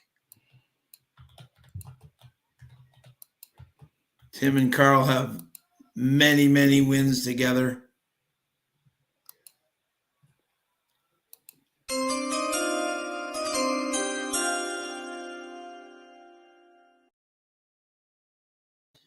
spin selects.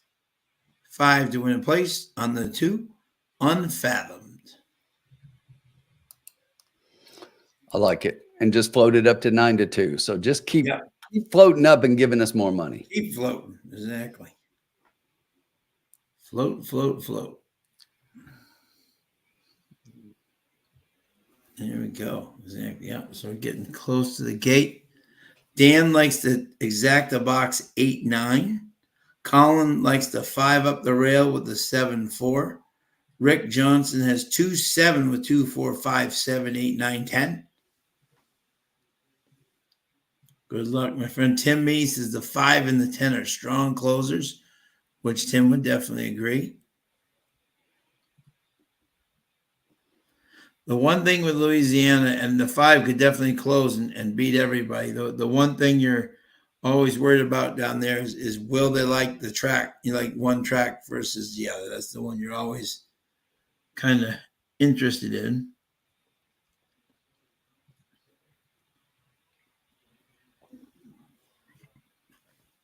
Interesting. I don't ever remember Evangeline usually having these like type of delays, like, you know, after the post, you know, but no, they had that one delay. Remember in the second race, Sean, where they said short delay, and since that time they've kind of been running everything a little behind. So I'm not sure what happened. yeah, no, is that yeah, but they're getting towards the gate now. We're still at 9-2.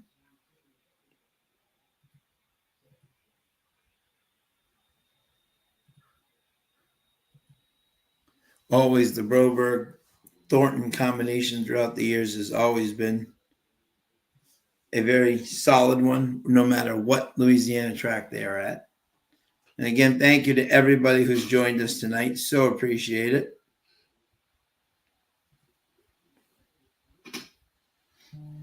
Tim, will you be going on Saturday to No, we have an event this Saturday for our cadets. We have our annual cadet ball. Oh, So, nice. Okay. We have that going on that night. So I won't be able to go up that day. Excellent. Okay. Nice. Nice. I flew out of Louisville the other day, and they're already starting to put up all the derby stuff in the airport. So 'tis the time. 'Tis the season. Absolutely. They are making their way towards the gate.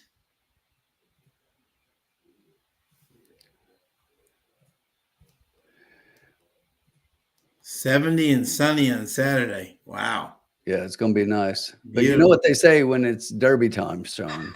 Love to see it. Love to see it. See it. Absolutely. Orders have reached the starting gate. They have reached the starting gate. I'll call it, Tim. You got it. Thanks. You rest your voice. They're all going in. Good luck to everybody who's playing along here. Yeah, Carson singled the 9 here. I might try to make it over to Keeneland on Sunday. Sunday's their annual Heroes Day where they do some stuff for the military folks. And I love that. I love Military Day, Keeneland. I think that's awesome. Or is that different? Is that a different day, Military Day? I love that military. Same thing. They call it Heroes Day now and do military and first responders and everything at once. Oh, nice. Okay, that's awesome. Yeah. The only thing I hated about that day, and I don't hate anything about it, but is that all those saddle cloths are the same color, so it's tough sometimes to read the numbers. And they're off. And we're going for the lead. Here we go. It's the 2 going for the lead on the front. We got the 5. We got the 1. We got everybody trying to go after this 2 here in the lead. We got 2, Timmy Thornton. We got the 3. We got, is that the 6 on the outside, the 1, the 7, the 5, the 4, 8, and the 10. Can see them all. So we got the 2 unfathomed up there with the 10 going 24-4. But the 3 at 60-1 says enough of this and starts going after them. The 7 sitting right off them. The 1 at 70-1 right off their flank. We got 24-4. We got 3 horses, the 2, 3, and 6 still trying to go after each other. The 1, the 7. sitting right off the pace. 7 trying to make a big move up towards the lead right now, trying to take it to the 7. So it's the 7 and the 2 trying to go at it. The rest of the field kind of behind them, but 7 making a big move right now. And there's our 5 making that close. And the 5 trying to make a close, and 113 and 3, and the 7 continues to lead. 2 trying to make a battle back. 5 coming down the stretch. The 1 on the inside. 2 is calling the night. The 1, the 5, the 7. So it's going to be 7-5-1 with the 2. Tim Thornton just gave up. The 7-5-1 and then 9-2. Called that 5 closing up though. That thing was fun. Yeah, no, and they bet him down to 3-1. 7 was much the best. Absolutely. That's one of those things where, and I tell people, which is great. Now you have a thing which is great. Like I wouldn't have bet the 5 to win. You there? You know what I'm saying? And he came for second, but now he's shown me he can close on Evangeline, not just Fairgrounds. Which is So no, the 2 just had nothing around the stretch. The 7. Did you hit that, Rick? With the you had 7 with the. Oh, we needed the 2. Yeah. No. And you know what surprised me, Sean, is that they went 24-48, 113. There's no reason fast at all. And the 2 had there's nothing. no reason that 2 shouldn't have something. No, Tim just pulled the plug on him. Yeah, it really did. I mean, that's one of those things where I say, right, when I watch a track like that, ride it out. Get your owner 3rd or 4th. Don't, just because you can't win, don't, I know that, but because you said, now, if you're going 21, 40, I get it. You know what I'm saying? Your horse is spent. I get it. But 24, 48, you shouldn't be slowing like that, At least try to get them 3rd or 4th and, get your owners a bigger check. But that 7 was, no one was beating that 7 tonight. Much the best. Crimson Storm, Jose Rodriguez for Edith Mojica just dominated that group. 5 tried their best. CJ coming on the thing, but what a, great performance. So no worries, Carson. Don't worry. You got to that leg, Sometimes you got to make, as Tim says, Carson, sometimes you just got to make a stand. We all want to use all the horses that we like, but sometimes the ticket can just get too expensive, and you got to make some choices, stand by it, Absolutely. No, you got to look, if you're going to play this game, you have to play it with conviction. Yes. I say that all the time. I'm not going to pick the winner in every race, or not even half of the races. Okay. But here's the thing about it. When I have an opinion, it's my opinion. Your opinion might be right and I might be wrong, but I'm not playing your opinion. I'm playing mine. Right. Exactly. Yeah. So it's just like play your gut. Razor Sharp in the house. Razor Sharp. What's up, Razor? How are you, sir? Great to see as always. One of the best handicappers in the game. Always love to see him.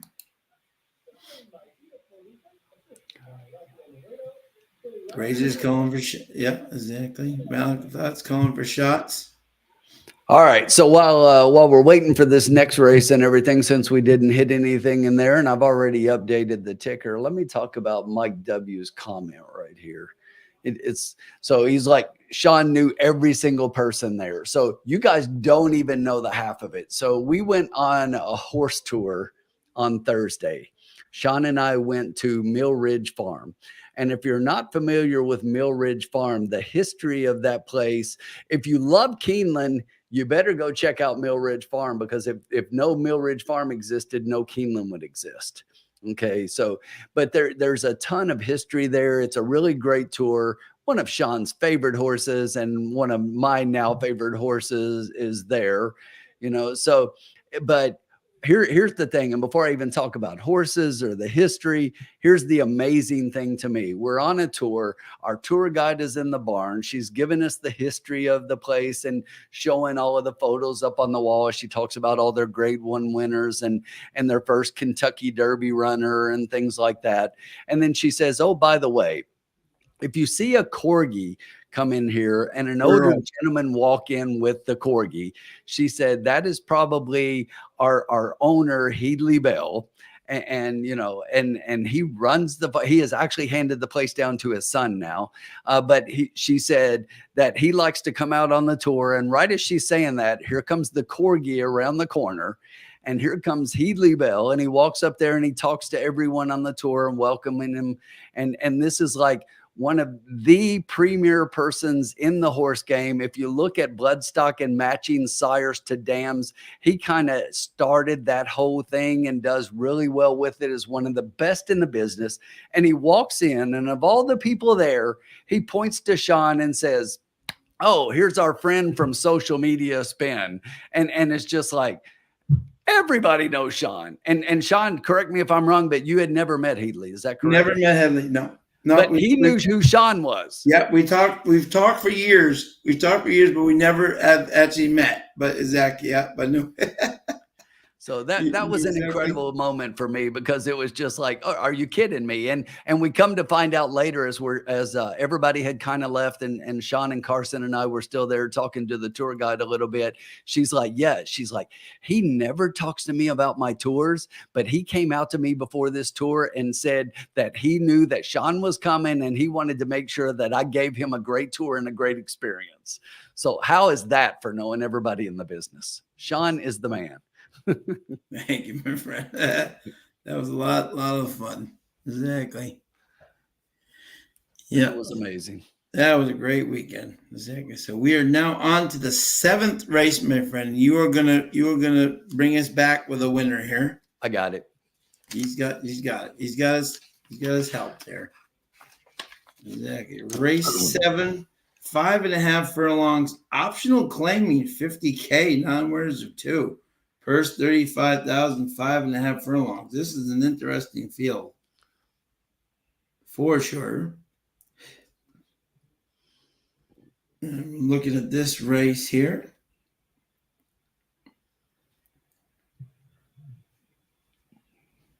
And we even got an Army Day here. And let me see here for you. And yeah. This is an interesting race here, Tim. Actually, yes, it is. I'm looking now. We got some quality horses here. So this is the one. Let's see, for everybody in the chat. This is a non-winner of 2 live. So remember my angle I've been playing today, and we played it once here, and we didn't play it earlier in the day because I didn't catch the conditions and look at it. But even that race, it would have worked. So let's see what everybody thinks in this race.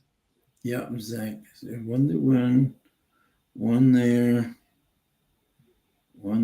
Yeah, exactly. Maiden special. Maiden special, 50,000. Maiden special, 57,000.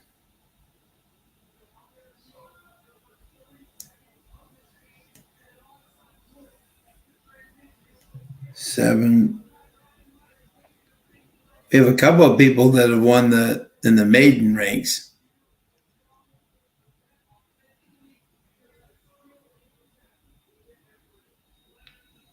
Oh, we got cloud computing here. And we get an Army mule, too. Yes.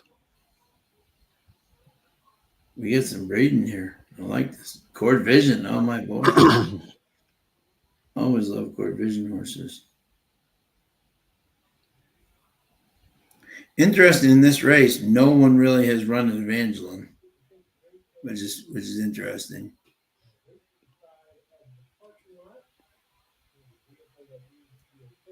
Will TTP start back up Tuesday nights with Asanobia opening next month?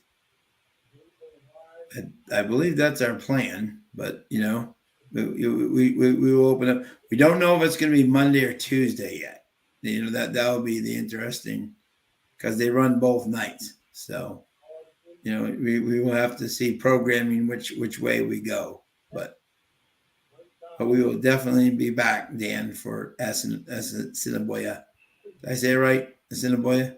Assiniboia. Yes. Yeah, Assiniboia. We will definitely be back for an Assiniboia.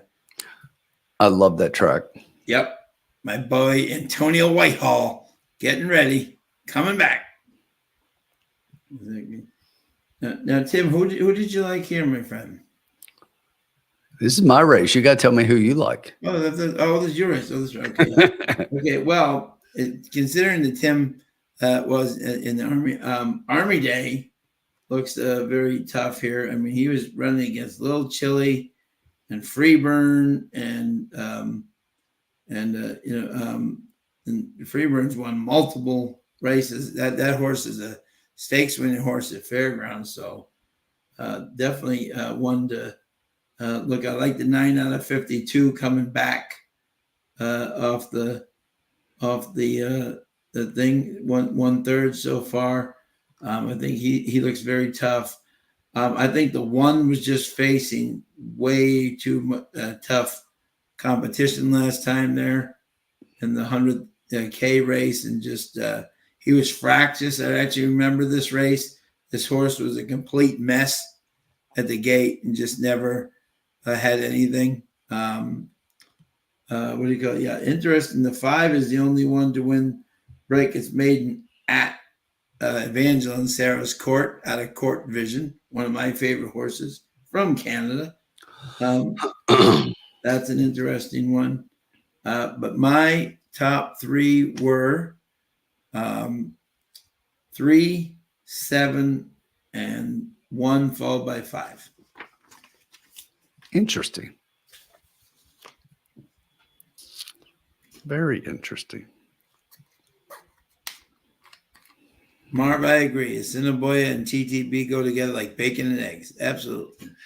Yes, and if you were around the channel last year, and it sounds like a lot of you were, Assiniboia actually, not only did they let us broadcast their races and give us some shout outs, but they actually sponsored the channel for a good portion of the meet. And here's the thing, those guys are incredible up there, and their social media team and the work that they do and everything just amazes me. Amazing. Because when I post things on social media, and look, I'm a nobody on social media.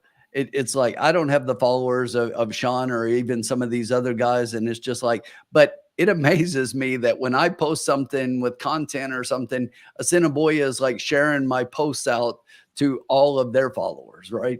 And they're just incredible people in this industry. I think they have the right attitude and the right way that they're trying to run their track for the people, for the public, for the bettors. And it's just like, you listen to everything that's going on there, and the things that they're doing with the discounted food and drinks and the fun and the parties and the after parties. And I just absolutely love that track. I really do. It's one of my favorites. I saw Matt, for those of you that follow Matt DeSantis, with Naira, and he posted something the other day about, that it's great that we're getting close to the Kentucky Derby because it means we're that much closer to opening day at Assiniboia.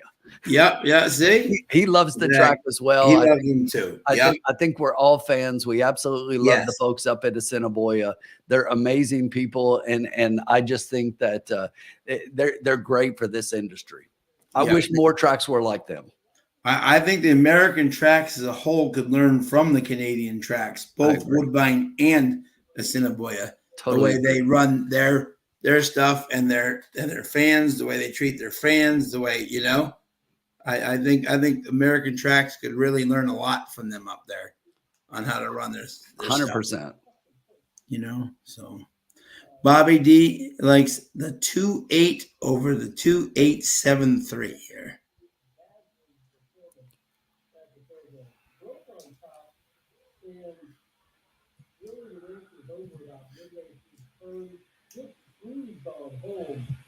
And although a lot of times I play against birds, the first time against birds, And who does Rob have with his picks? Yeah, so Rob, actually, I was just looking at his picks. He is actually on 7-3-1. 7-3-1. Yeah, that 7 ran off an impressive race there. Yes, it was impressive without a doubt. So I can see where you go that way. Yeah, here's the thing, Sean, and I think you actually mentioned this earlier. So, yeah, great race, won at first asking, won on a muddy track. Yeah. So it did she just like the mud? Is this one of those horses that does really well on a wet track? But this is the point you made earlier. Going from a maiden special weight, even a maiden special weight, to a non-winners of 2 lifetime is it's a huge step up. Huge step up. Yep. It's a huge step up. There are so many stops in between this race and a non-winners of 2 life. Night and day. If you look at the majority of the horses in this race, the majority of the horses broke their maiden in a maiden special weight. And if you look at horses like the 3, after breaking her maiden in a maiden special weight at the fairgrounds, she ran in 2 allowances with a very nice third and a very nice second. You look at the 1, broke her maiden in a maiden special weight at Delta Downs, then went to the fairgrounds and ran in a stakes race. Yep. Against really good, that's accommodated either. It's like, these are good horses in here. And look, that race the 7 ran last time out, that was strong, but this is a big step. So I don't think it's the huge favorite that really at something like that, I'm going to try to beat the horse. But here's a point that I would also add. You've got a fairly even race here. And the lowest exacta probable is the 7 with the 3. And that's paying $21 right now. That's pretty good. That's a pretty good payout with your top horse, with your second horse. And I will say, Sean, I didn't mention my picks earlier, but I do like the 3 on top for the reasons that I've just mentioned. I thought those races were strong, and I really, when I look at the 1 horse, the 1 horse here also stepped up and went to a stakes. But when I just compared the 2, I just thought that the 3 was in a little bit of a better race at the fairgrounds than this horse was at Delta Downs. So that's why I'm going to put the 3 over the 1. And then I did have the 7 behind those 2. And another horse that I like in here, a horse that you mentioned, was the 5. That's another horse who won at second asking in a maiden special weight right here at Evangeline. So that's a big plus for the horse to have won broken her maiden here. And then since that time, stakes race, allowance, and then 2 $20,000 claimers. But and so this is a horse that you have to consider at this level as well. Absolutely. And Danny says 8 jumping from 20 to 50K. That's not as big as a jump here, Danny, as like a 20K at Saratoga jumping to a 50K. This is more stake spread, so they have a little bit more money to play with, if that makes sense. So it's not as big of a jump, but it is a jump because these horses that are coming in are facing better. So, but you are right. It's half delusional, but not as big as like a 20,000 at Saratoga going up against a 50,000 at Saratoga. It is. But just to answer your question, which is interesting. Mike likes the 7-3-1 box here, and that the 8 scares him. Astrology girl.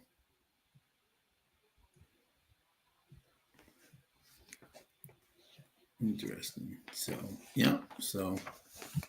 it's a very interesting race for sure. Absolutely. See if we can get a little. So I want to wait for him to go out the track before we announce our list. But I think we've got some. I'd just like to see them. And this 7 at 7 to 5 to me, I just think that's an underlay for a horse running against winners for the first time. Yes. No, I agree. I think the 3 at 9-2 is an overlay to me. I really like that price on that horse. Yeah, I couldn't agree with you more. Could not agree with you more on that one. So I can here see what we got going on here.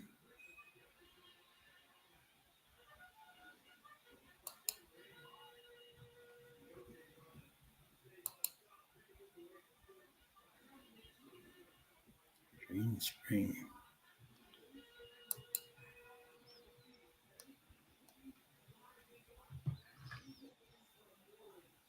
They're heading out. Yeah, heading out to the gate. Yeah, here we come. Yeah.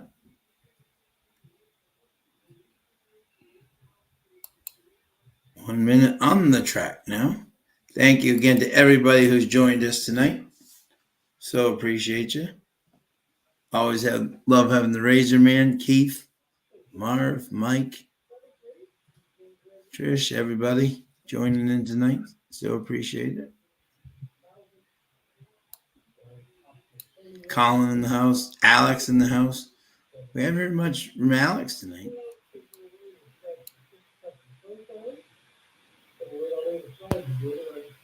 Alex, if you like anybody, let us know.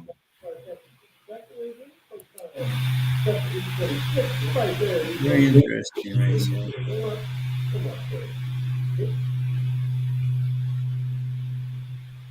The 7 and the doubles is definitely played like, they think he's the real deal. I will say for the people who like the 7 here, I will, if they, you're driving, definitely. Yep. No, absolutely. Yep. Yeah, Alex has been doing great. Yeah, exactly. If you do like the 7, one good thing in is wherever he worked out, he worked in the slot at the same time he did it as the fast. So at least that's at least good that he can put up a work that's the same as his last 2 works have been the same whether it was sloppy or fast. So 49 and 2 out of 3, 1 out of 12. So at least the horse shows you can do it on either surface.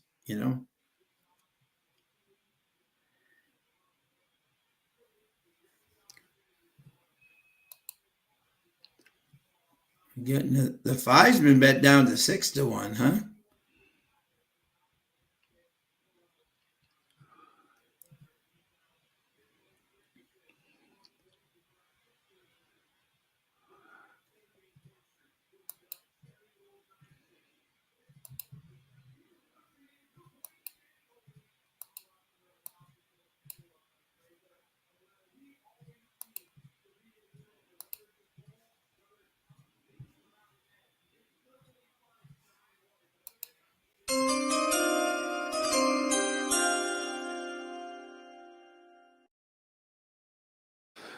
Okay, in the 7th race, I believe I have my picks. We are going to bet a $2 trifecta key 3 with the 1, 5, and 7. That's a trifecta key 3 with 1, 5, 7 for $12. A $2 wager for a $12 total. Love it. Love it.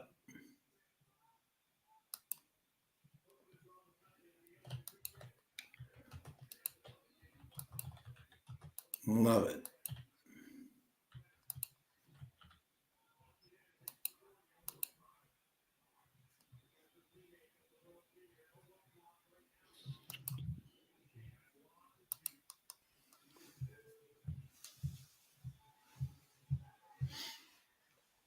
Keith has the late daily double 7 with the 2, 4, 8. Way to bet against us, Keith.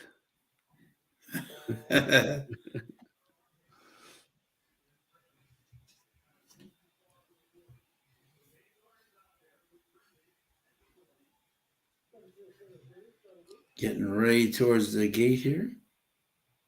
Thank you to everybody. Good luck with your picks.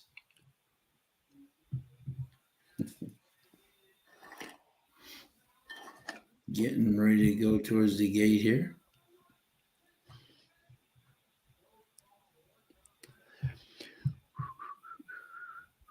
Boston College up 1-0, by the way. Hopefully we can keep this going.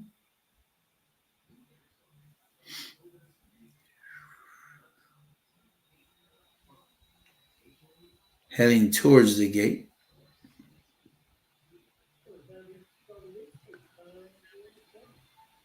The horses have reached the starting gate. Great weekend ahead at Keeneland. The last Triple Crown race for everyone to get points. Very exciting. A wonderful Jenny Wiley. After this Saturday, we should have the horses for the starting gate. Yes. Now they'll obviously assign a few extras for scratches, and we do have the one Japanese horse that's coming in that has an automatic slot into the gate for winning the Japanese races.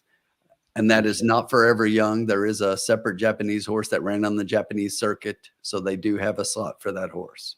Yep. Scotty Carr, how are you, bud? Saying the 2 looks like a nice horse. Hey, what's up, Scott? Rick Johnson's got 5'8" with 137. The 2 is one I kept going back to, Scott. So I hope you didn't just jinx me. But the 2 is another one I think it had to drop down to a maiden claiming level to win, and first time against winners as well. So that's why I win against the 2. Yep. They're all in line. The 9 popped the gate. They're closing it up. Yeah, 9 popped the gate, but it's kept them in.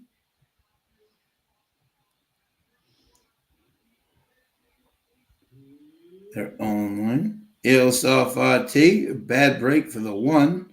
So we have everybody going out for the lead here. We got the 7. We got the 3. We got the 5. We got the 2. We got the 8 on the outside with the 1 and the 9 falling and all. So the 7 breaking out for the lead here. We got the 8 lurking right outside. The 3 lurking right on the rail. 22 and 2, a fast, quick. 5, 2, 1, and 9. Coming down the stretch here. The 7 still leading. The 8 on the inside. I look where the 3's at. Come on, 3. 3 stalking right on the rail. I like the 3. Come on, 3. If the 3 can get a spot up the rail, he could be very dangerous. 7 still trying. The 3 trying to come up the rail. The 1 on the outside. This is going to be a ding dong. Get up, 3. Getting up there. 3 is absolutely blocked with nowhere to go.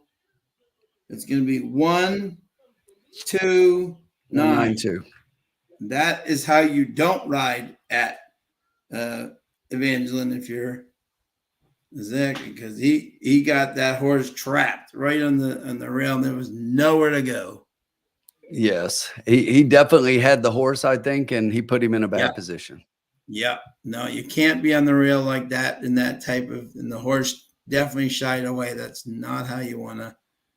But a great ride by Emmanuel Nez on Wonder Brand, who just came right around and so what was that one? What was it? 1 what? 192. 192. Yeah, there you go. So that's 7, just like we thought. Showed early speed, but faded pretty badly. That was my concern running against winners for the first time for that one. But that 3, that was just a disappointing ride for the 3. Yeah, a great run by the 9 coming out of the clouds for second. That's going to be a nice trifecta, 192. If you had that, definitely will. It definitely will. Yeah, no, your two was right there, Scotty. Yeah, it's definitely a horse that I kept going back to, as I said, right as he went off. And I definitely thought he looked good as well. And I just couldn't get past that he looked like he'd been running against less, and this was his first time against winners. So. Yeah, no, absolutely. No, the 1 looked live. The 5 was scrunched the whole time. No, don't worry, Scott, at all. That's what's great. It's handicapping, you know? No. Heck no. No need to apologize for that. Not at all. No. And I agree with Keith. I hope you hit it. I agree with Keith. This one Wonderland could be a real big horse here at Evangeline. You'll probably see him in the stakes race next here. And I think he fits very much with the, 7 had it all his own way. He just, but exactly, Scott. Yeah, and again, I mean that was the first time that she's going up against winners, and she'll move forward. She'll move forward. Yep, exactly. It's a good horse. I love that. Was only her second race ever. and hung on for fourth. That Exactly. will only grow from that. Exactly. Yep. No doubt. That's what you like to see about those things, you know. That's how you, which is great, you know. Absolutely. Sean, Yep. and then there was one. And then there was one race left, and we will win it. We have to. So I got to take my $12 off of the. We're going under 100, Sean, for the first Yeah, time. but we're gonna finish strong and go right above. You know, that's what we're gonna do. We're going right up, and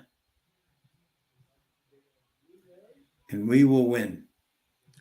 So that puts us at 91.50.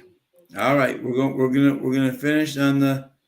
So Bobby D says there's an objection of the 2 against the 1. Oh, interesting. Okay. They're showing the head on right now.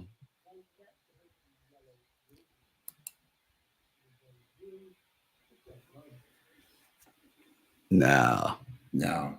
Much the best. It had to be before that. I didn't see it. Anything. No, much. If anything, the 3 has an objection against the 7. Watch inside as the 3 tries to go up the rail, and the 7 totally blocked him. Leaves his lane and goes over 2 paths. Yeah, totally blocked him. And then watch him pull up here in a little bit. But I don't see anything with the 1 going No, past the 2. No. Did not call. He was going to go by regardless. It's just like, yeah. No, I couldn't agree more. No way. Could not agree more. No way. If they pull that one down, it's like we better find another track to bet. And you know, the thing is, even the 9 ended up out finishing the 2. Right. But the 1 was going to win that race.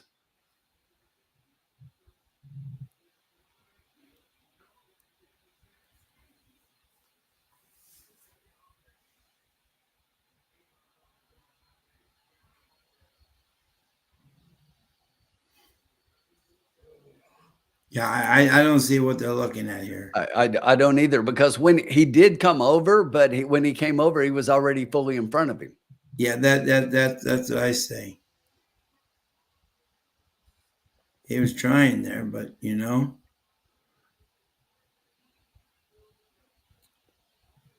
Yeah, no, I don't see anything even remotely. Let's see what Rob has to say here in a second. Yeah.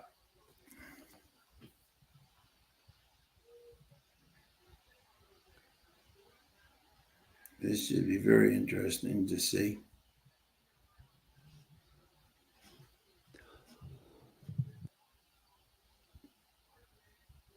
Yeah, I wouldn't do anything. I don't know what exactly he was looking for.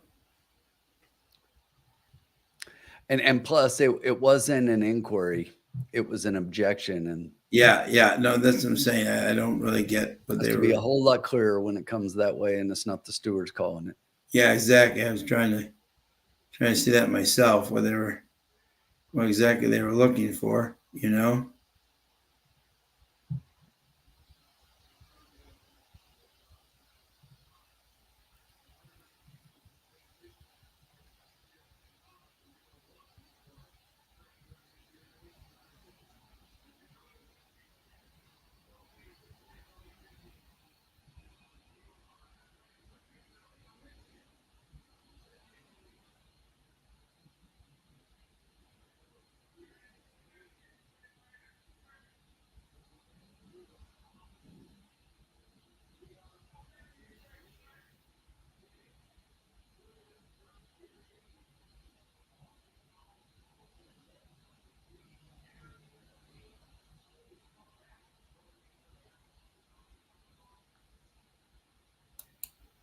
Let me see. I don't see anything even remotely that would, you know. I don't see anything there. Even remotely. Hold all tickets. Anyone? Do you have any thoughts on the Makers Mark Mile at Keeneland tomorrow? What's he saying? Oh, It's official. 192. Thank you, Keith.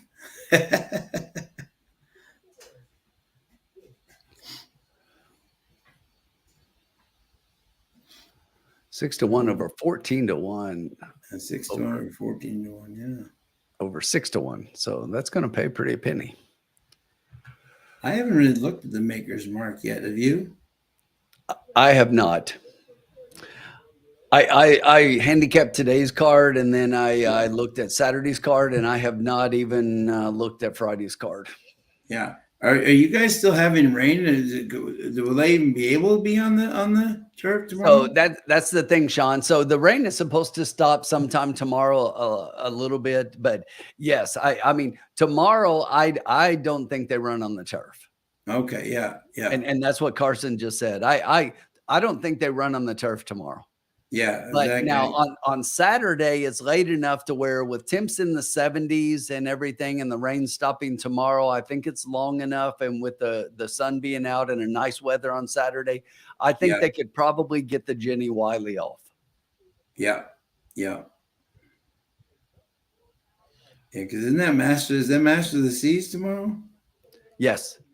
Okay. And to me, Sean, that's the thing. And I hope I hope that Colin is still in the chat because, we were talking about as we did doubling down on last night for the Jenny Wiley and the Lexington. He was talking about Billy Buick coming in to ride. What is that horse that's in Master of the Seas? No, the one that's in the Jenny. Oh, the Wiley. Jenny Wiley. Yeah. I knew you're talking about. Yeah. English Rose.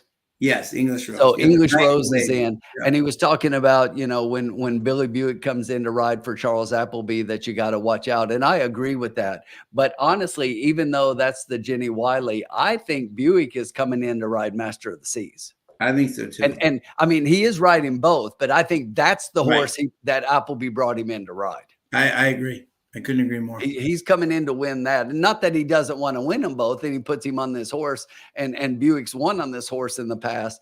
But I think that he didn't bring him in to win. He wants to win both, I'm sure. But again, Master of the Seas is the one that those two are really teaming up for. Oh, absolutely. No doubt. And still having him on there is definitely a plus. But I changed and went with, in that race, Sean, I went with Didia.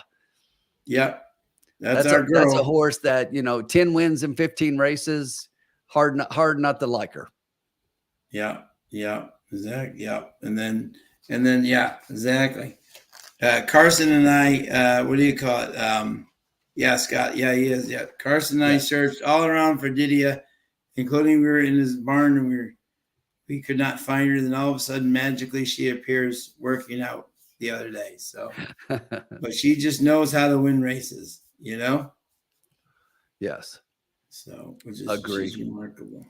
So the 8th race here, 7 furlongs, maiden 5,000, purse 10,000, accredited breds for maiden 3-year-olds and up. And we got a field. Who is scratched here? Do we have anybody scratched here? So no, we got a field of 10, full field.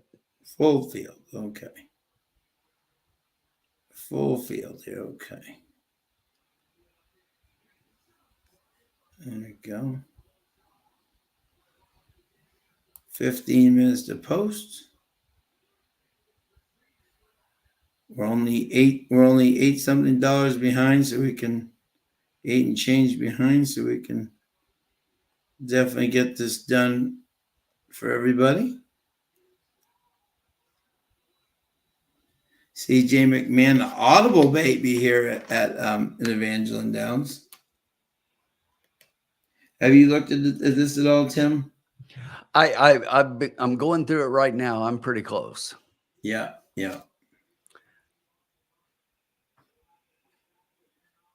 Pretty tough race here.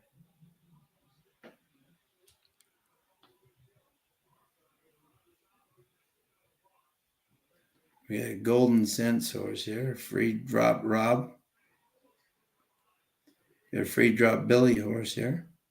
A couple of them. Pontiff. Got a candy ride here.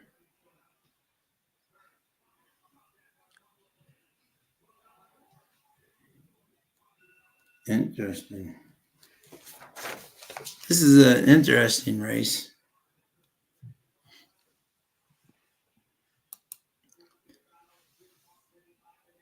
It is. It's fairly open. So The favorite looks tough to beat here. Let's see. Yeah. He does. Yep. Yeah, we had Naval Power. Yeah, that's Applebee's other horse with Tyler. Yeah. Yeah.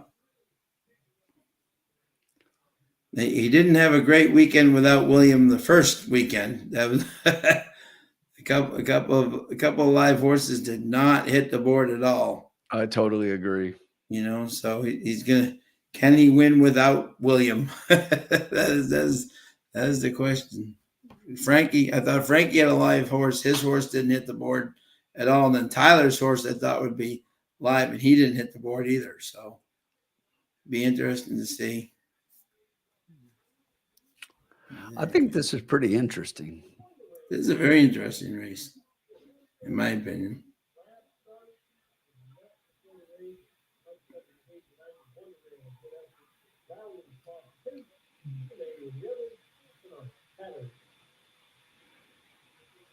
Look at that. And determine that one way was being faster. This is I don't thought I agree. This is a tough race.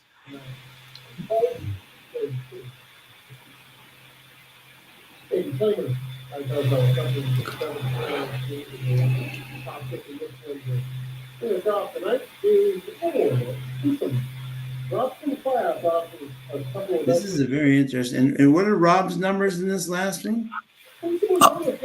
He was just talking about it now. I heard it in the background while I was looking. He's got 4.268. 4.268. Yeah, Frank comes up with 4 and 6. Yeah. Was he at 4.268? Is that what he has? Yeah, he's got 4.268.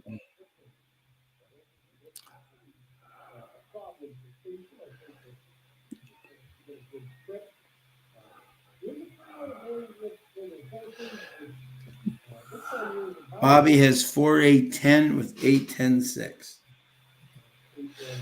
This is interesting. Wide open, I think wide open. A lot of people think 4, and rightfully so.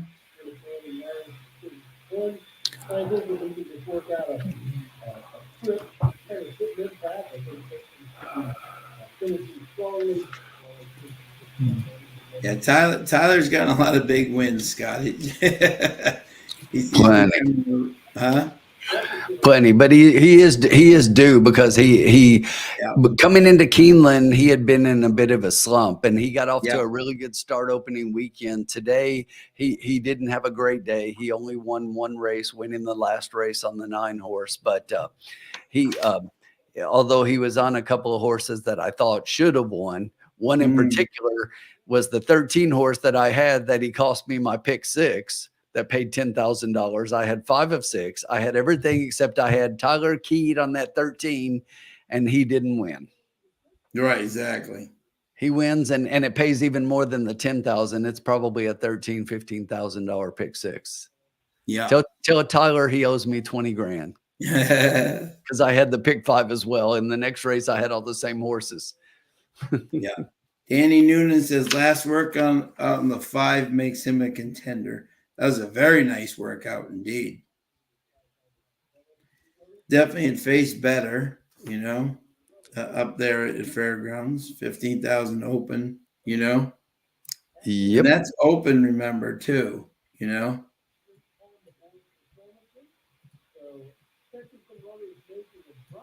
I know that was a tough beat in the pick 6 for sure,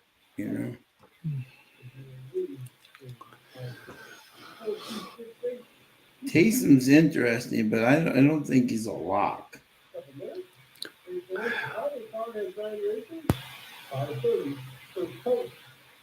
He's worked well. He had nice work coming down to Evangeline. All right, Sean, I think I'm ready. Okay, go ahead, my friend. So I do like Taysom in here. I mean, Yeah. it's chalky. I get it, but the thing is, this horse has been running against so much better at fairgrounds. I mean, dropping down in class, coming into Evangeline. And it does have a work on the track here, which I always like. It doesn't jump off the page, but the fact that the horse came in here and got to work on the track, I mean, that just tells me they were prepping for this race. So you have to like the horse and respect the horse in here. I don't think it's a horse that were this a horizontal, I'm looking to single that horse. The horse I like for second in here, believe it or not, is I'm gonna take a flyer, and I love this 5 horse. Yeah. I really like the 5 a lot. Golden Sense out of a Winning Point mare, which is out of Point Given. This horse, if you look again, was in against better at fairgrounds. That race, you can just throw it out. I mean, it was the horse's first race, but if you look, that was pretty even early on. But look at what the horse has done working here on the track since coming up. I mean, so was working well at Delta Downs, but came in here and on the 21st of March put up a 48-4 bullet work for first of 29. So I think this horse is a factor. Then I did go inside to the 2 horse. I think this is a horse that's dangerous. The thing that scares me the most about this horse is the fact that I'm not sure that the horse has been running against as good horses. It's a Delta down shipper. And when you look at the races at the fairgrounds, if you want to make more of a comparison, those were turf races. So I can't make a direct comparison. So that's the thing that concerns me a little bit more about that one. And then I did go outside to the 8 as my last horse that I think you have to look at and consider in here. Another one that, again, and I think you guys alluded to this, working really well on the track, coming in from Delta. I think that the horse, if you look at the races, Sean, between 6.5, which the horse was closing on, and then a miles, which maybe weren't that great. This is a 7 furlongs. I think it might be one of those horses to where it's just the sweet spot, right? A lot of horses won't run well in 6 or a mile, but 7 is a race that they'll do better at. And then the 6 was the other one that they mentioned. I really don't like the 6. I went to the horse a few times after I saw that he had the horse in his picks, I think 3rd, but I don't see what to like here. I mean, not for me. Yes, was racing against better. Yes, started against maiden special weight, but we've talked about this before. It's not just class drop. You have to show me something. Show me something that you did something in there, or since you've dropped. But they've dropped the horse down consistently, and the horse has still not shown anything. So I got to see something before I'm putting the 6 in anything. Yeah, no, I agree. And Carter, I don't know if you heard me, but I got the 5 second. I love the 5. Yeah, no, yeah. I think the 5 at a price is a horse you got to watch out for here. Yeah, absolutely. No doubt. Yeah, no doubt.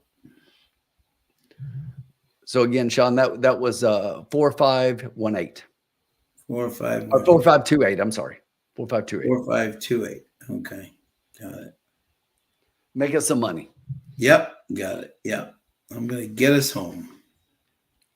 Going to get us home a winner here. Mike likes 4 over the 2-5-6.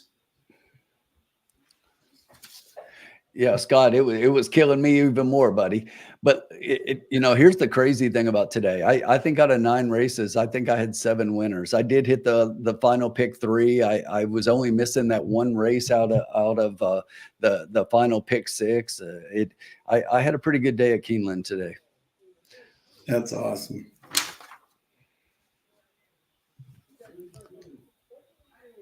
Yeah, this is an interesting race for sure.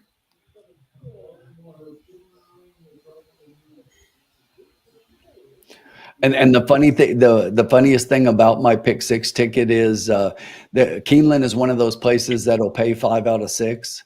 Yeah. And even my 5 out of 6, my ticket was only like, I think like $36 or something, but even my 5 out of 6 paid, I won money. I almost doubled up. So. Yeah. Yeah. It was a really Yeah. skinny pick six ticket to almost hit $10,000. Oh, absolutely. This is a very interesting. This is a wide open race, you know. I think I know what I'm going to do.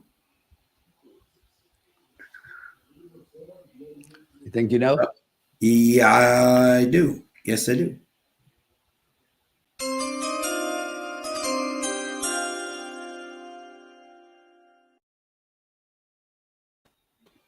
Exacta key. We're going to use the 4 with the 2, 5, 8,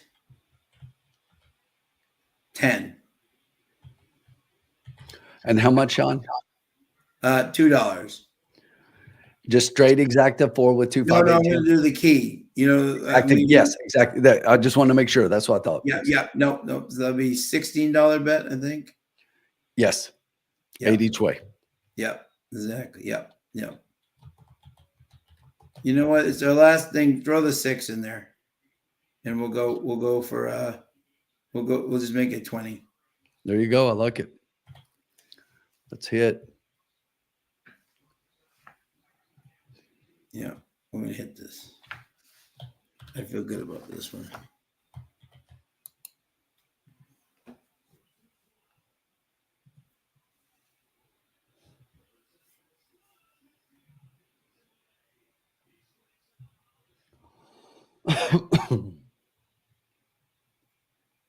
Frank, a couple of horses closed today from in the mud. Luan's horse came flying in the mud. Oh, that was an incredible race, and that was the 1-5 horse that I had as I was talking about the day and how there were a couple of different horses I played that angle. That was one of them. That was a Yeah. horse called Yono. Yeah, It you was, know. Yeah, and yeah. here's the incredible thing about that race. That's a mile and a 16th race, and everything was on the dirt today because they were off the turf. But that's a mile and a 16th on the dirt. If you know Keeneland, you know that's a first wire race. Yeah. To close into as far back as he was, to close into and win, and he won going away. It wasn't even close. Right, right. The close was for the second and third positions, and I think it was 5, 6, 10, which I think we had. But anyway, that was an amazing race for him to be able to close. And I mean, he was way back. So, but speed was holding pretty well. But on the routes, you can close in the routes. In the sprint, you want to be forwardly placed. But yes, he was way back and closed up gangbusters. And it was a horse that was like a 15-1 morning line, and I think he went off at something around like 9-2, 4-1, or something like that. And it was just crazy because I thought I was getting a price on that one. Oh, I did too. Exactly. Yeah. So we're getting, still roaming around right now. And thank you to everybody as always for joining us tonight. Hopefully we can get this last one home. Absolutely. Let's do it.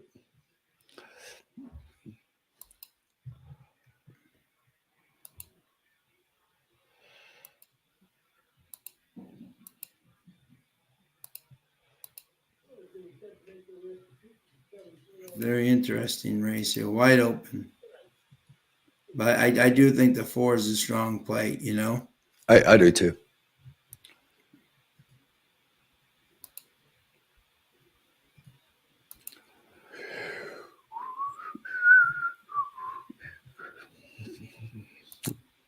Bet down to 3-2 right now. Yeah, yeah. Late money coming in. Yeah, we're moving the chains. Frank, you're impressed about what? How we're doing at Evangeline, about the races, or what's impressing you? I like Evangeline. We played Evangeline before in the lounge. Yeah, yeah. Great fields. They give you great fields too, you know? They give great fields, which is great, you know?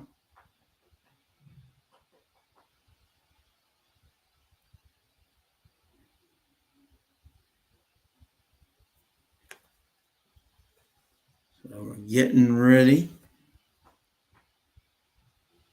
Yeah, no, good, absolutely Yes. good value. Yeah. Yes. No, the value is really good, even with the favorites in there. So tell your friends, come on back Yep. next Thursday. Yeah, absolutely. Yeah.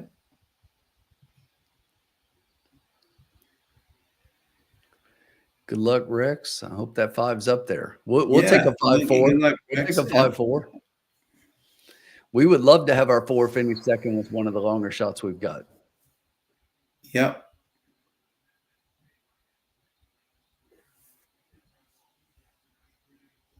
Yep.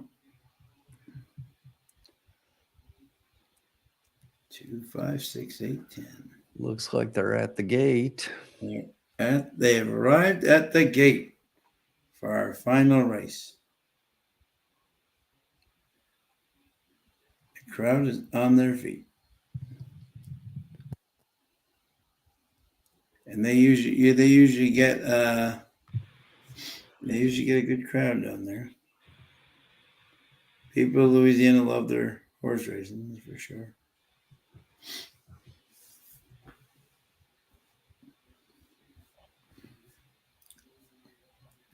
Very happy for Luan today. That was a great win.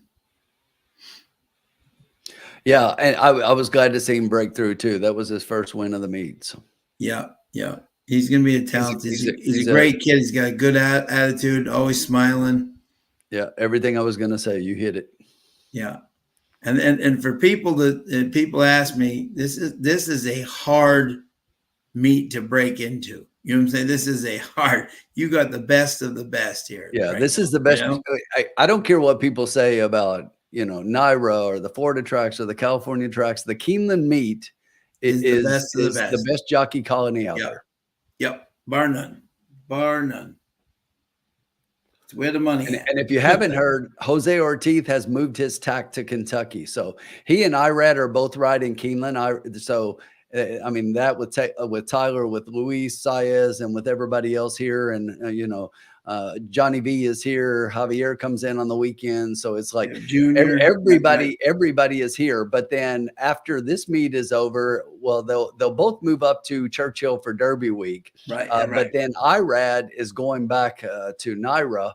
And Jose's going to ride Churchill and stay in Kentucky. He's keeping his tack in Kentucky this summer. So that'll be exciting. Which I think would be great for him. Yeah, see them two break up and go on their way and see how Jose can do here in Kentucky. I agree. Yeah. Love it. And they both have the same agent, so it's it's nice and easy, for both and both Right. Well, I'm glad we're getting to the end because I'm definitely needing my medicine and to go climb in the bed. Thank you. Exactly. Major kudos to Tim tonight for fighting through, my friend. Well, if Ombre had been on, I was going to bow out tonight. But when I saw him say that he couldn't make it tonight, I was like, I'll suck it up and get through it. But I would definitely have bowed out if he was here. Yeah, Mike will never beat the Turfway crowd. Legends. Whatever. Legends. Dennis Trusty and all the legends at Turfway. Yeah.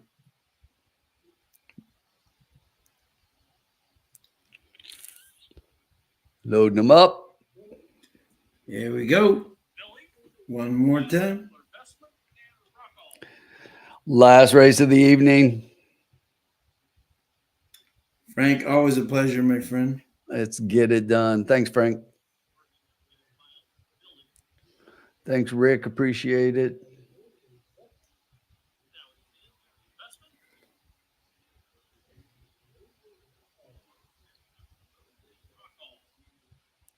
Thanks, Trisha. Thanks, Trisha.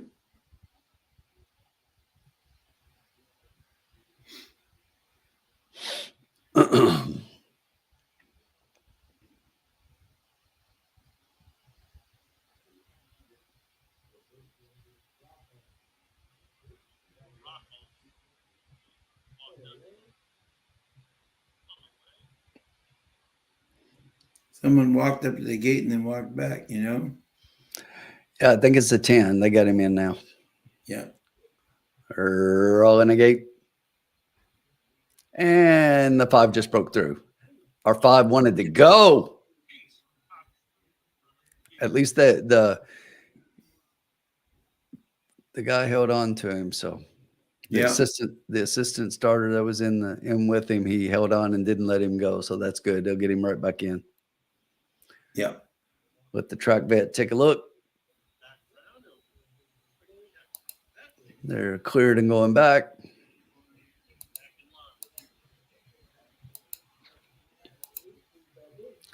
Let's see if he comes right out on top. Here's Safati. Oh no. Our favorite completely missed the gate. Well, that's not good. But the 1 is trying to go out for the lead here. With the 6, the 7. And we get the 2 coming up the rail. We get the 3, the 8. 4 starting to come late, but she's gonna have to be much the best. Yeah. 23 and free drop Rob right there going for the lead. She might be much the best. She still looks good. Yeah, she's still trying to find somewhere to go with this. The 8's coming up on the outside.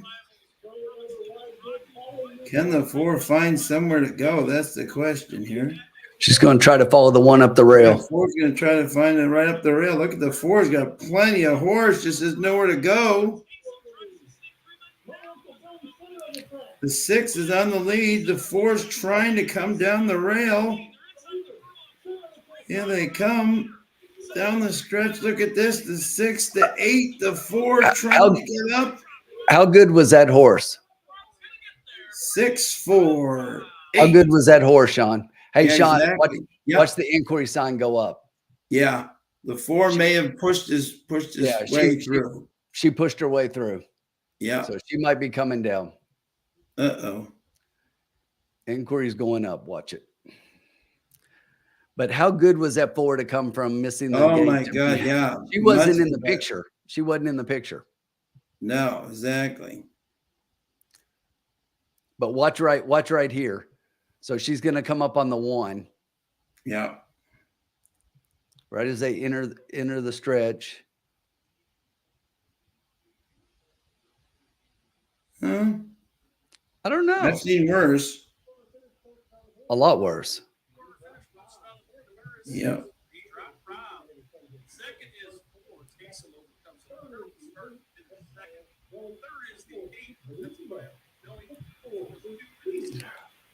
If we get the 6-4, Sean, that was paying $27.60. Okay, so what were we? 91? What were we going into that race? I'm trying to find our pick. Where was it? So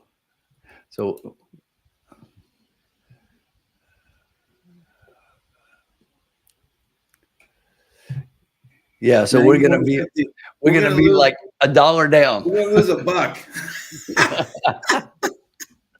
Hey, our first time at Evangeline, that's not bad. Oh, that 4, yeah, that 4 was much the best, Mel, I thought. Yeah, that was what we said. I mean, that she was a class for sure. So yeah. I'm surprised they haven't said inquiry, but they're taking a little bit here. Yeah, I know. Official. Exactly. How about that? All right. See, there you go. You have the try, Mel? That won't be bad.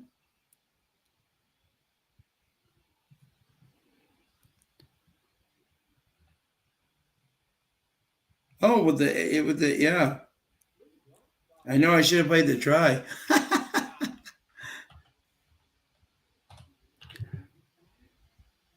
50-cent try, $63, Frank. Nice job. 50 cents. So Great Sean, job. check out our ending bankroll there. We started out with a bankroll of $100. There you Yes. see it scrolling across.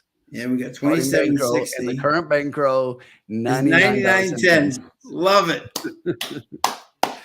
Folks, we apologize for losing 90 cents tonight. Yeah, we at a track we don't really know. Exactly. That's pretty cool. You know, we had a Love to fun see it. night, made it through all the races. You know, thank you to everybody for joining us as always tonight. Love to see it. Love to see it. See it. Love to see it. I don't think we've ever done that close to, No. 99.10. What a big night for Joe Stokes, huh? Now Yes. represented by G Money. Well, this is good. Now we got a point of reference for next week as we come on back. And yeah, which is great. Yeah, exactly. So my friend, you just feel better, and good Thanks, luck with your ball this weekend. Thank you. Good luck to everyone at Keeneland this weekend. Make sure Yes. you check out all the content on Trust the Profits. We've already got some of the races broken down. Colin and I have a doubling down for Saturday, the Jenny Wiley into the Lexington Stakes. Make sure you check that out. We've got our Kentucky Derby top 10 updated, which should be getting pretty close to final. After the Lexington, we'll definitely have our final top 10 going out, and we'll have lots of good Derby content coming out starting next week. So please make sure you like and subscribe to the channel and follow along and watch the videos and, follow along with everybody out on X. We love engaging with you guys, not only here in the lounge, but on social media. Make sure that you follow along and let us know what you think. Absolutely. And thank you to everyone, Grandma, Trish, Mike W. Look out for Mike W. on the Little Red Feather website. Exactly. He's going back out to Keeneland to get ready for the sale. Exactly, for all his horses. And Frank Payne, always pleasure to meet you, my friend Trish. Malathot, Corey, everybody that we met, Keith, always awesome to see you, my friend.